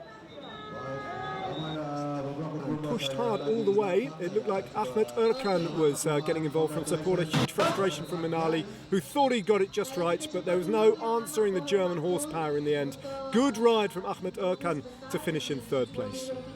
There's the yellow jersey, no damage done to his GC ambitions today. He survives another day in yellow. Not without a scare though. Mendapatkan keputusan rasmi bagi perlombaan peringkat ketiga Petronas Ltdl edisi ke-25 ini. Okey, silakan. Okey, baik. 162.5 km sudah pun ditamatkan. Kita masih menanti, kita akan menanti dan akan berkongsikan dengan anda semua di mana majlis penyampaian hadiah nanti. So, this is the result of the line. Erkan in third place, Minali in second. Walscheid takes the win. Georgios Bouglas, the Greek sprinter who'd been in the breakaway, and that's a good ride from him today to finish in fourth place. 122 pelumba kesemuanya yang telah pun menamatkan perlumbaan mereka bersaing dengan 3 zon pecutan dan 3 zon pendakian sebelum mereka tiba di Jalan Ampang ini di KLCC ataupun Kuala Lumpur City Centre, di mana mereka bermulanya pagi tadi ataupun tengah hari tadi tepat jam 12 tengah hari di Bandar Temerloh, Pahang. Jadi kita akan berkongsikan dengan anda nanti di mana 21 pasukan ini kedudukan para peserta, di mana saya difahamkan secara tidak rasmi pelumba daripada pasukan TSC ataupun tim Sapura Cycling, di mana seorang pelumba iaitu Nur Aiman Zarif akan menyarung jersey tajaan Resort World Genting akan disodorkan buat beliau selaku pendahulu King of the Mountain. Baiklah, kita berikan sedikit waktu untuk mereka memberi keputusan rasmi sebentar lagi.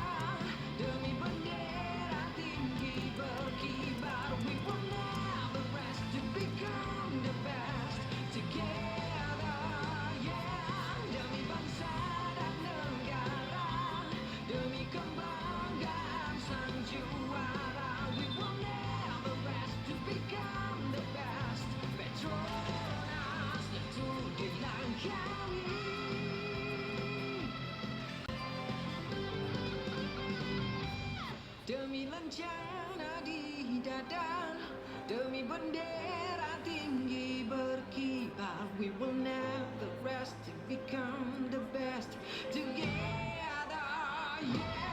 Demi lencana di dada, demi bendera tinggi berkibar, we will never rest to become the best together,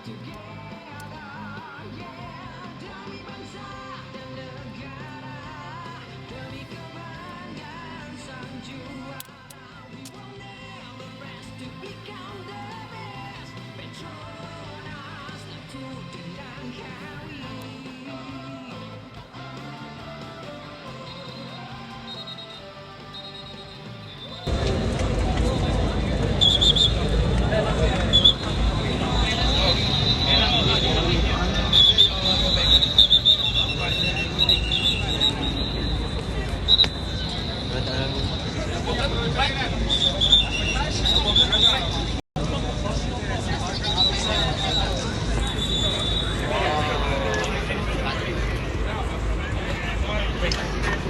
Cari ini.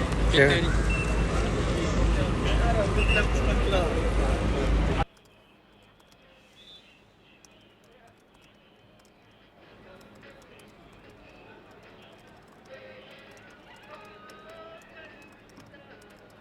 Dan usaha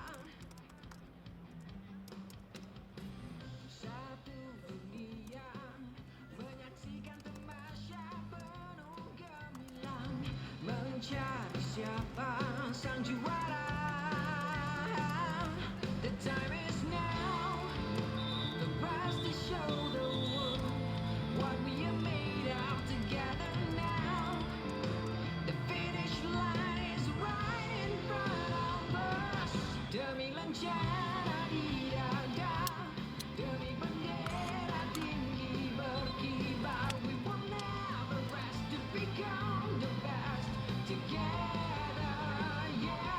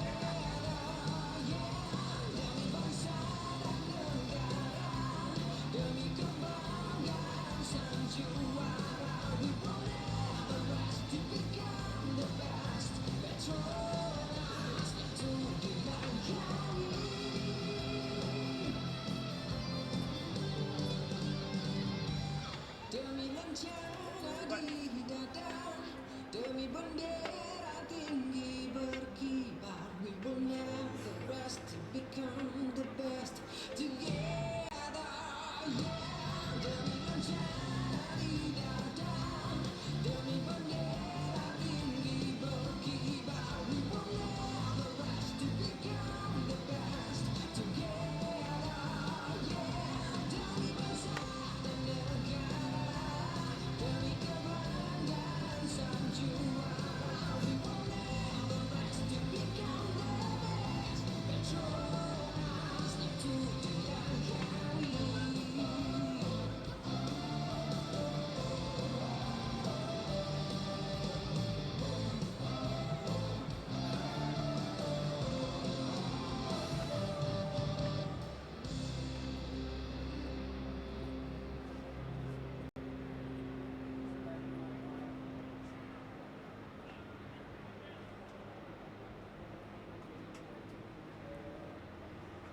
Dan usaha satu dunia menyaksikan tamasya penuh gemilang, mencari siapa sang juara. The time is now for us to show the world what we are made of together now. The finish line is right in front of us. Demi mencari dada, demi bendera tinggi berkibar. We will never rest to become the best together. Yeah, demi bangsa dan negara, demi kebanggaan sang juara. We will never rest to become the best. Petronas untuk dilangkahi.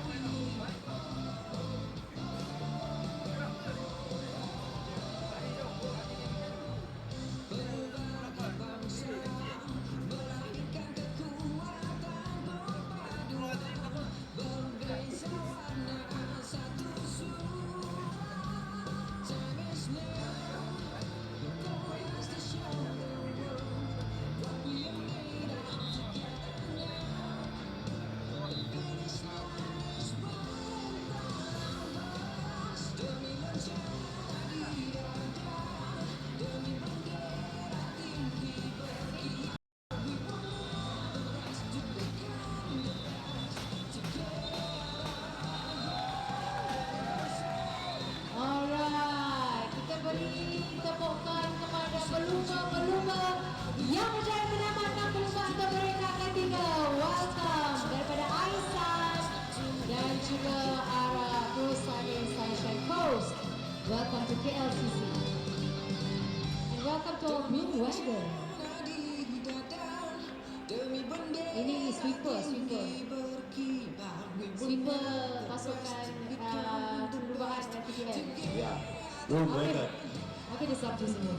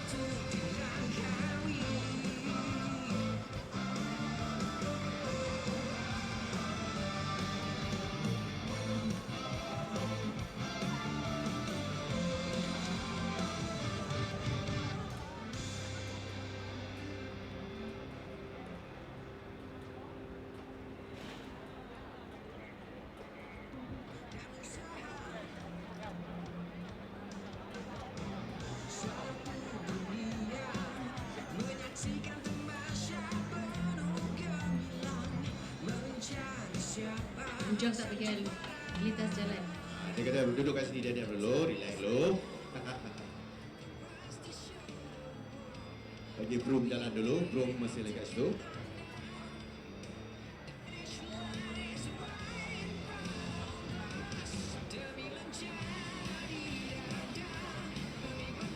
Welcome to the rider from Bridge Lane.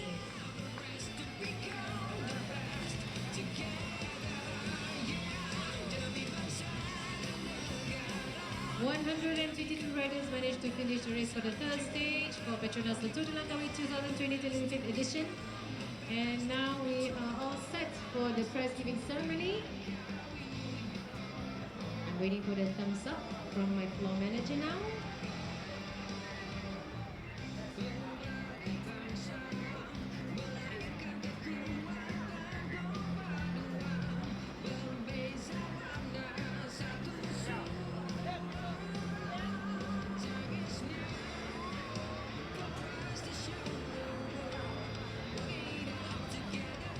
Okey, cepat. Broom wagon. Dah suruh saya naik ke? Kalau saya naik, Musari tinggal seorang. Okey.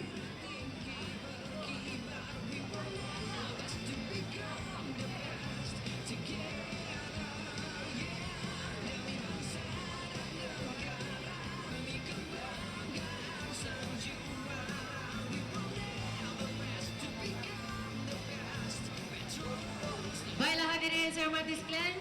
Maka sekarang tibalah masanya untuk kita menyampaikan hadiah-hadiah kepada pemenang-pemenang untuk peringkat ketiga ini, iaitu daripada Temerloh menuju ke KLCC. Jarak perjalanan kita hari ini ialah 162.5 km, 122 pelumba yang memulakan saingan 3 zon pejotan, 3 zon pendakian. Betul. Baiklah, kita akan menjemput tetamu kita yang akan menyampaikan hadiah bagi peringkat ketiga ini. Dengan itu majlis mempersilakan yang berbahagia Datuk Nur Hisham bin Ahmad Dahlan, Datuk Bandar Kuala Lumpur, bagi menyampaikan hadiah-hadiah kepada pemenang-pemenang peringkat untuk tempat ketiga, kedua dan juara.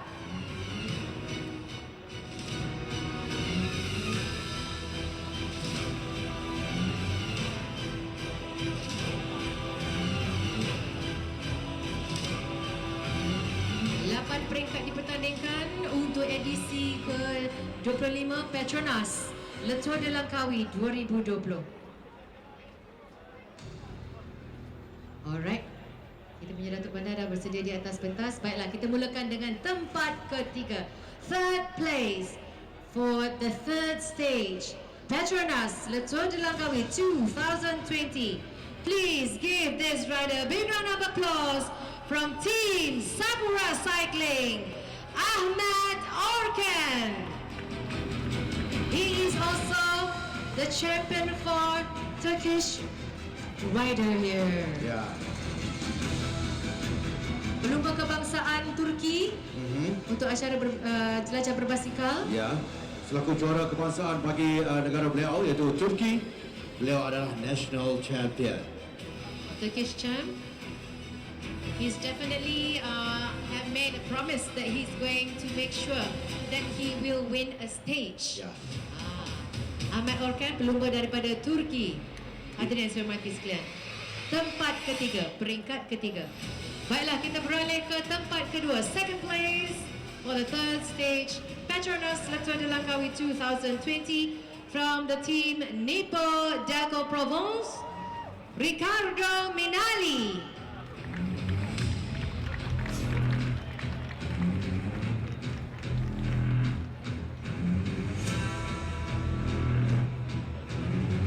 Ricardo Minali, seorang pelumba daripada Itali. Ya. Daripada pasukan Depo Delco.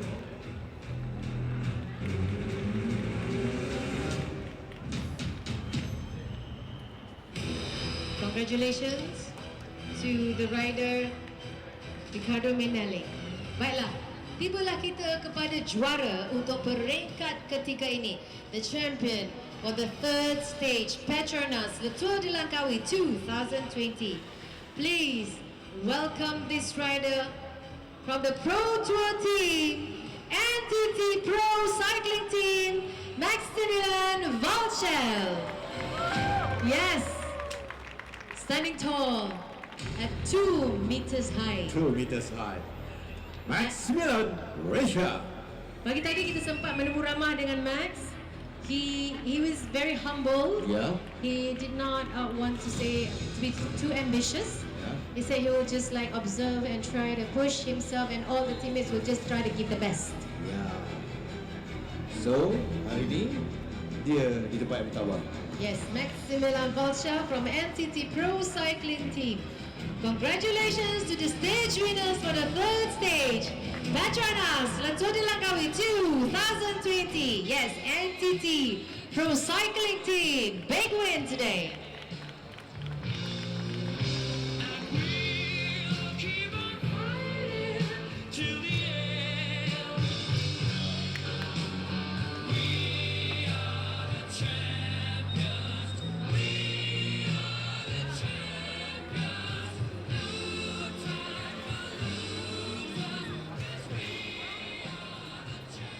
Baiklah, sesuatu yang baru diperkenalkan untuk edisi ke-25 ini, setiap peringkat kita akan menyampaikan hadiah untuk pelumba Asia terbaik. Ya.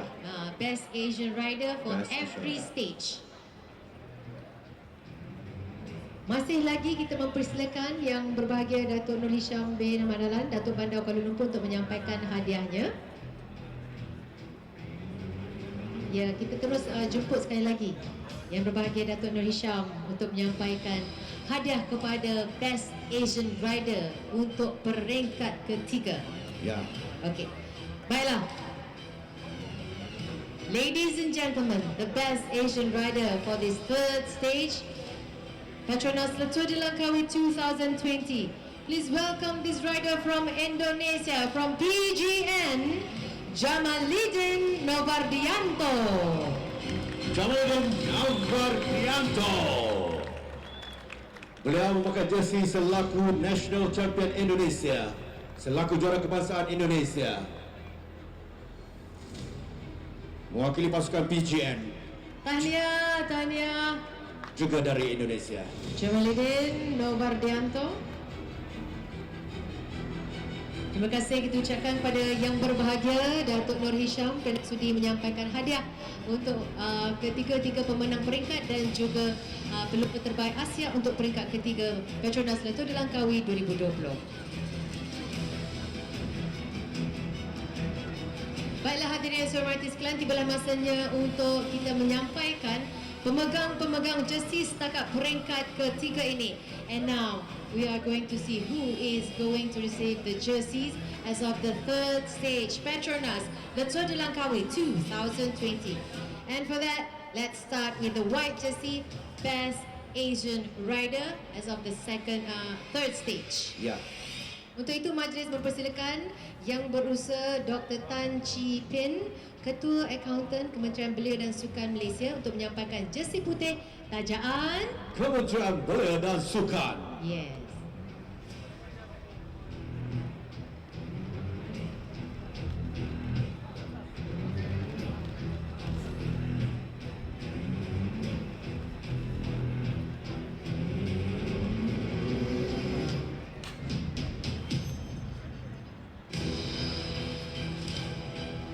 Alright, ladies and gentlemen, please welcome this rider, one of the youngest rider participating for this 25th edition Petronas Ltdl Langkawi 2020.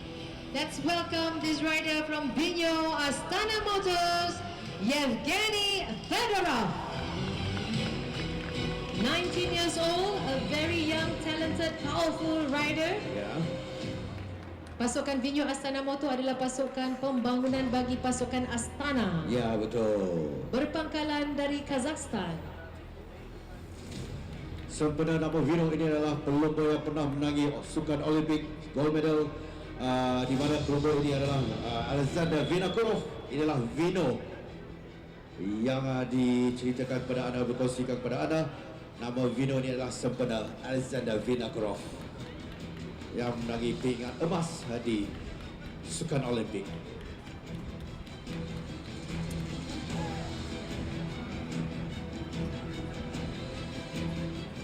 Ini adalah kali ketiga dia menyarung jersey putih. Ya. Sebelum ini dia berjaya meraguk ketiga-tiga jersey, the points jersey, the sprint jersey dan juga jersey terbaik Asia jersey putih. Ya. Congratulations to Yevgeny Fedorov from Vinyo Astana Motors. Terima kasih kita ucapkan kepada Yang Berusaha Dr. Tan Chi Pin, Ketua Akauntan Kementerian Belia dan Sukan Malaysia kerana sudi menyampaikan jersey kita. seterusnya, marilah kita sama-sama menjemput Yang Berusaha Encik Azhari bin Muhammad, Timbalan Ketua Pengarah Sukan Kementerian Belia dan Sukan, bagi menyampaikan jersey merah, jersey tajaan Resort World Genting Berhad. Hari ini ada satu pendakian kategori KOM 1, KOM 1. Cukup tinggi. Kategori 1, yes. Cukup tinggi. Ada mungkin ini Husari nak sebut. Baik. Jadi majlis akan diteruskan dengan jersey berwarna merah selaku King of the Mountain. Dan berpasukan tim Sapura Cycling, Muhammad Nur Aiman Muhammad Zarif. Beliau berjaya membuktikan hari ini. Setelah beliau mengatakan awal pagi tadi di Temerloh, beliau akan mengekalkan jersey ini. Kita sempat menurun Mama Nur Aiman pada sebelah pagi tadi. Memang malu-malu orangnya, tapi semangat dia memang kental. Ya, betul. Bagi apa pun dia kata dia mengucapkan terima ada rakan-rakan sepasukan yang lain yang sentiasa membantu menarik dirinya dalam perlombaan untuk maju ke hadapan. Betul.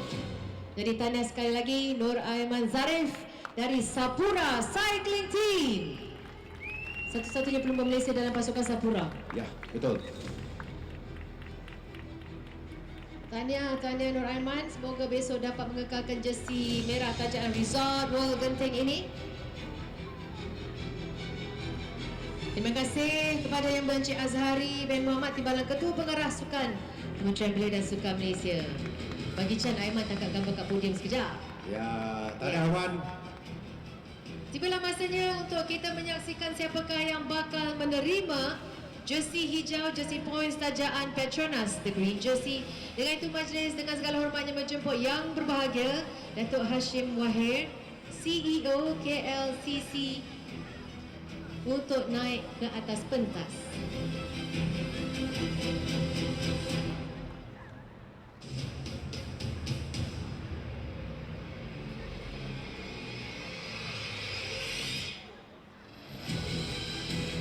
Alright, kita ada wakil daripada Petronas, kita punya CEO KLCC PH. Baiklah, the points jersey. The points jersey, let's welcome this rider who is standing very, very, very tall from NTT, Maximilian Valschel. Pelumba ini akan disalurkan jersey berwarna hijau. Jersey selaku Raja Pecut King of Sprint yang ditaja Petronas.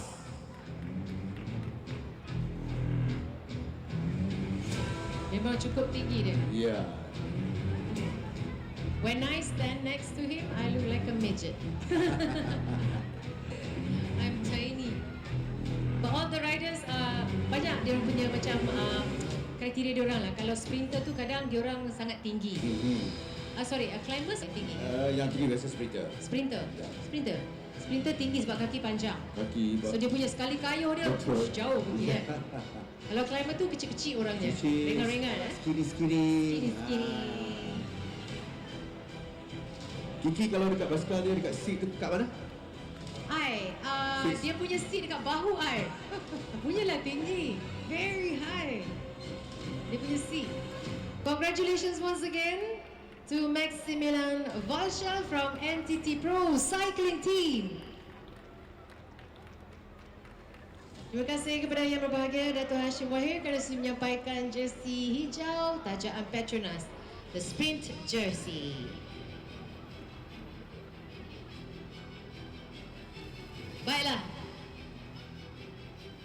Tibalah masanya yang dinanti-nantikan untuk kita menyaksikan siapakah yang bakal menyarung jersey kuning besok untuk peringkat keempat, the Queen Stage. Untuk itu majlis mempersilakan Encik Syahazrin Abdul Hamid, COO Ltdl 2020 untuk mengiringi Yang Amat Berhormat Tun Dr. Bin Muhammad Perdana Menteri Malaysia untuk menyampaikan jersey kuning tajaan Petronas. The yellow jersey, the green, the general classification jersey. Ya. Jersey selaku pendahulu secara keseluruhan sehingga peringkat yang ketiga. Kita ada 8 peringkat dipertaruhkan, 3 stages down. Ya. We have another 5 stages more to go. Ya. And tomorrow is one of the most significant stage, the Queen stage, the Ya. Genting Highland stage. Ya. Baiklah, pelumba yang bakal naik ke pentas seketika nanti. Beliau ini telah berjaya menyarung jersey putih sebelum ini. Ya. Beliau juga berjaya menyarung jersey hijau sebelum Betul. ini. Dan beliau jugalah yang telah menyarung jersey kuning sebelum ini. Ya. Jadi tidak lain tak bukan kita mempersilakan pelumba daripada Vinyo Astana Motors, Yevgeny Fedorov. Jersey berwarna kuning ini jersey yang ditaja oleh Petronas, jersey yang cukup berprestij untuk disarungkan kepada pelumba selaku pendahulu secara keseluruhan 3 peringkat setakat ini. Yevgeny Fedorov have been wearing this yellow jersey since the first stage. He is also one of the youngest rider, 19 years old. So today he managed to grab the white jersey and the yellow jersey. Ya. Besok dia akan menyarung jersey kuning inilah bermula untuk peringkat pendakian besok daripada Putrajaya menuju ke Genting Highlands.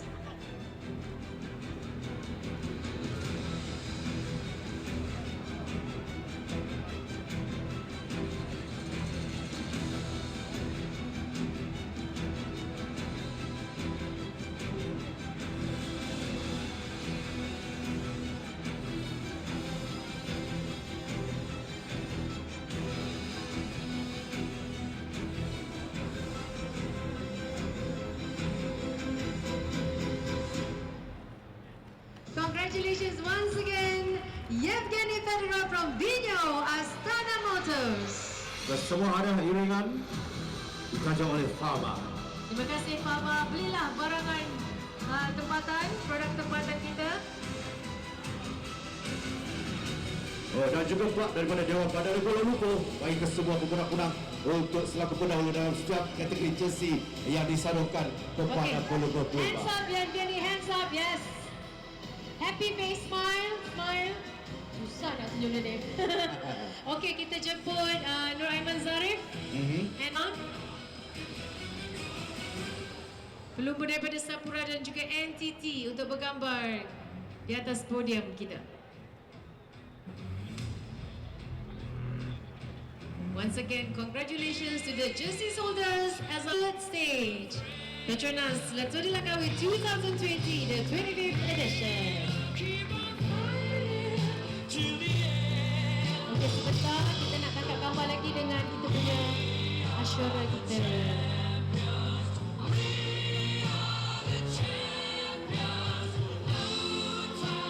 Alright, invite the riders, the jersey holders to have a photo session with our Prime Minister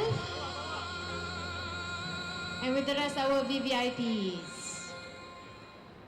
Kita beri peluang untuk pemegang-pemegang jersey setakat peringkat ketiga ini untuk bergambar dengan tetamu-tetamu kehormat dan khususnya bersama dengan Yang Amat Berhormat Perdana Menteri Malaysia.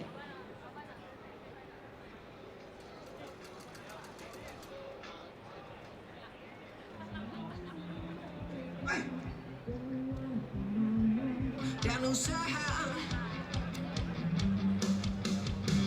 satu dunia menyaksikan tamasya penuh gemilang mencari siapa. Alright, tepukan untuk pemenang-pemenang dan terima kasih kita ucapkan kepada semua tetamu kehormat khususnya kepada Yang Amat Berhormat Perdana Menteri Malaysia kerana sudah menyampaikan hadiah-hadiah kepada pemenang-pemenang penyarum-penyarum jersey. Untuk itu majlis dengan segala hormatnya ingin menjemput Pengusaha Encik Shah Azrin Abdul Hamid, CEO Ltdl 2020 bagi menyampaikan sedikit cedera hati kepada Yang Amat Berhormat Tun Dr. Mahathir bin Mohamad Perdana Menteri Malaysia. Thank you so much Tuan for being with us today. Yes! Berilah produk barangan tempatan, makanlah buah-buahan tempatan. Kita juga ingin sampaikan sedikit cenderati kepada yang berbahagia Datuk Nur Hisham bin Ahmad Dahlan, iaitu Datuk Bandar Kuala Lumpur. Terima kasih kerana bagi kita lalu dekat KL.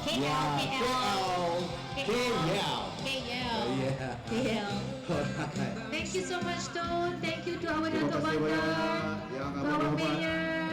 Tun Dr. Mahathir, Perdana Menteri Malaysia. Yes, thank you to Encik Shah.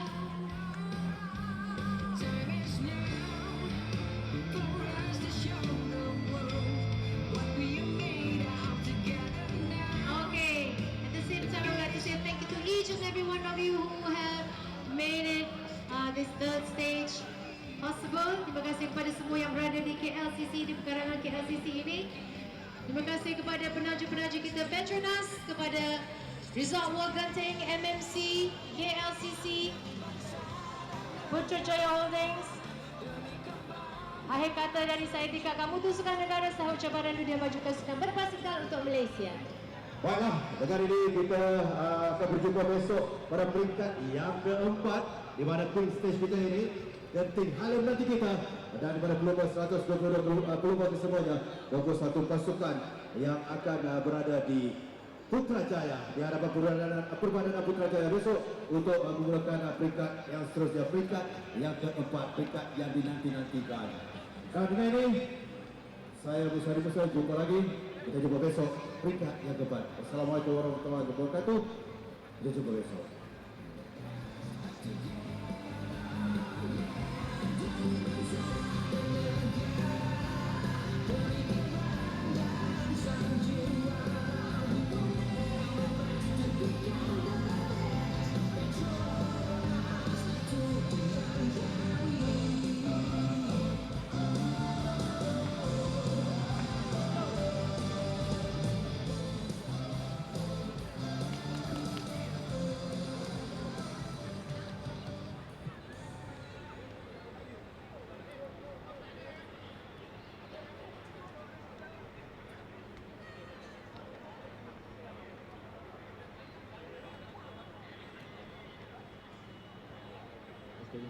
Are you ready to start the press conference? Yes.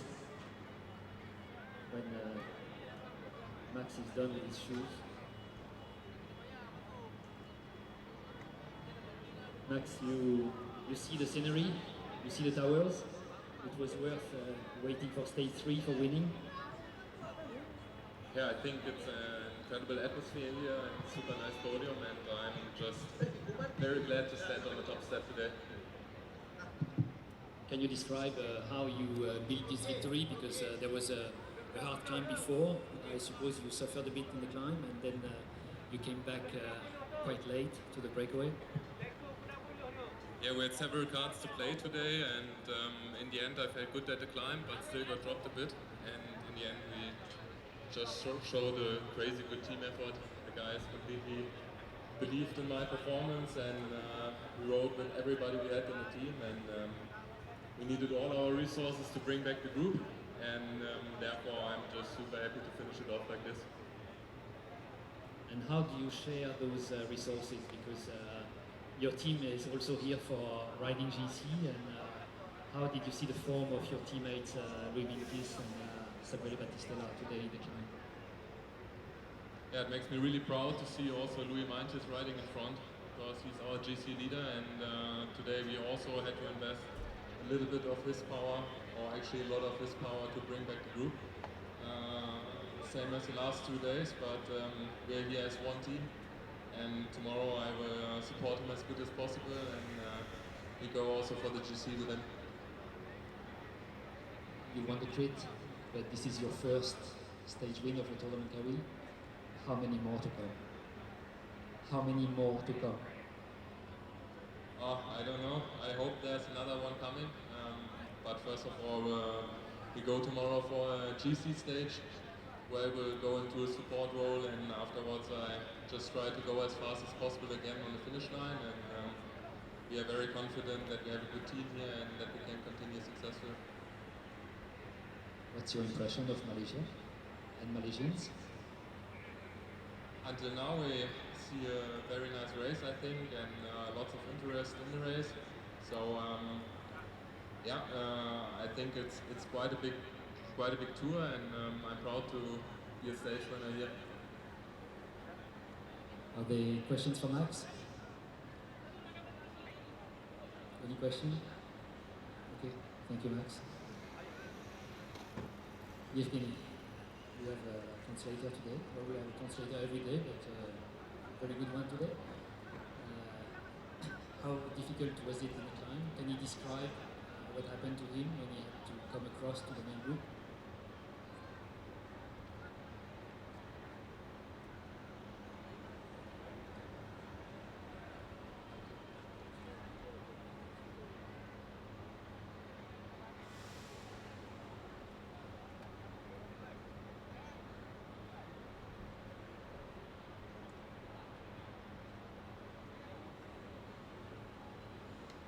Today we were trying to control the race from the start. We were trying to control until the mountain started.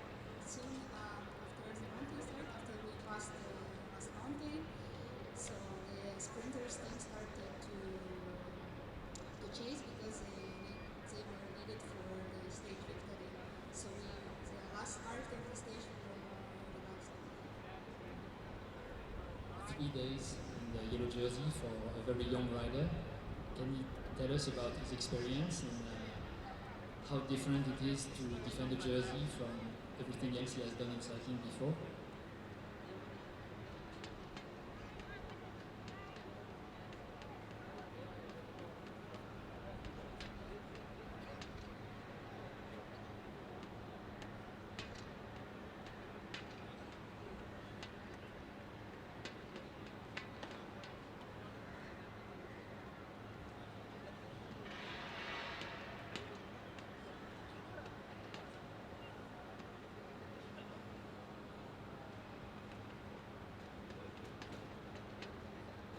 I started my professional career in the last year, and this year is the second year. And for me, of course, it is the first time, and it's very hard.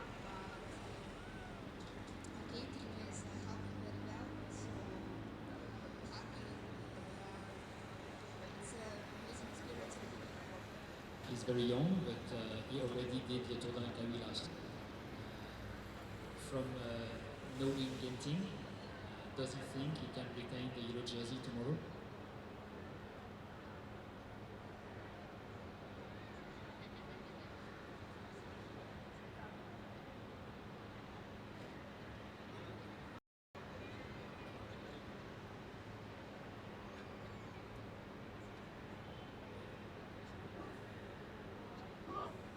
So tomorrow is a very mountain stage.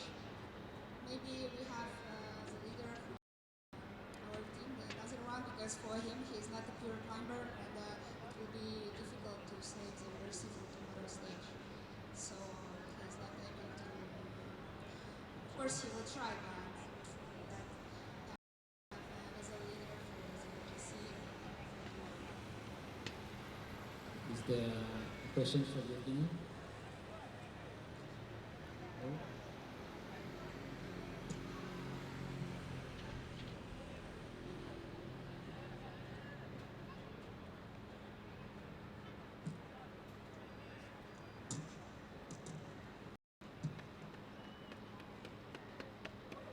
Is English needed for Nohaman?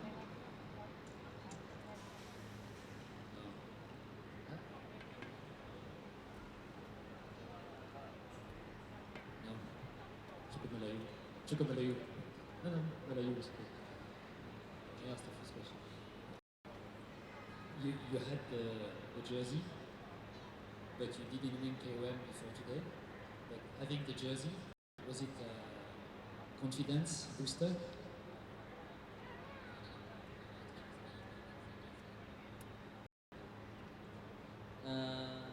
Saya cuba untuk tekankan isi malam ni. Untuk esok ada 4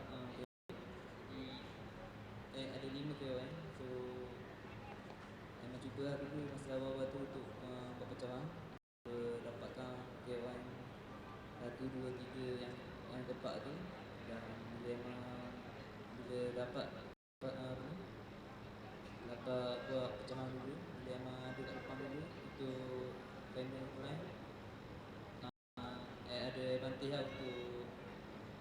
untuk JC Asia. JC Asia pasal memang untuk kami memang akan cuba untuk target Asia, tapi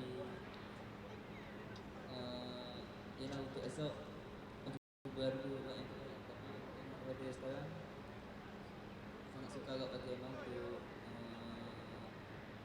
untuk final plan esok. Jadi memang cuba esok, cuba buat yang terbaik.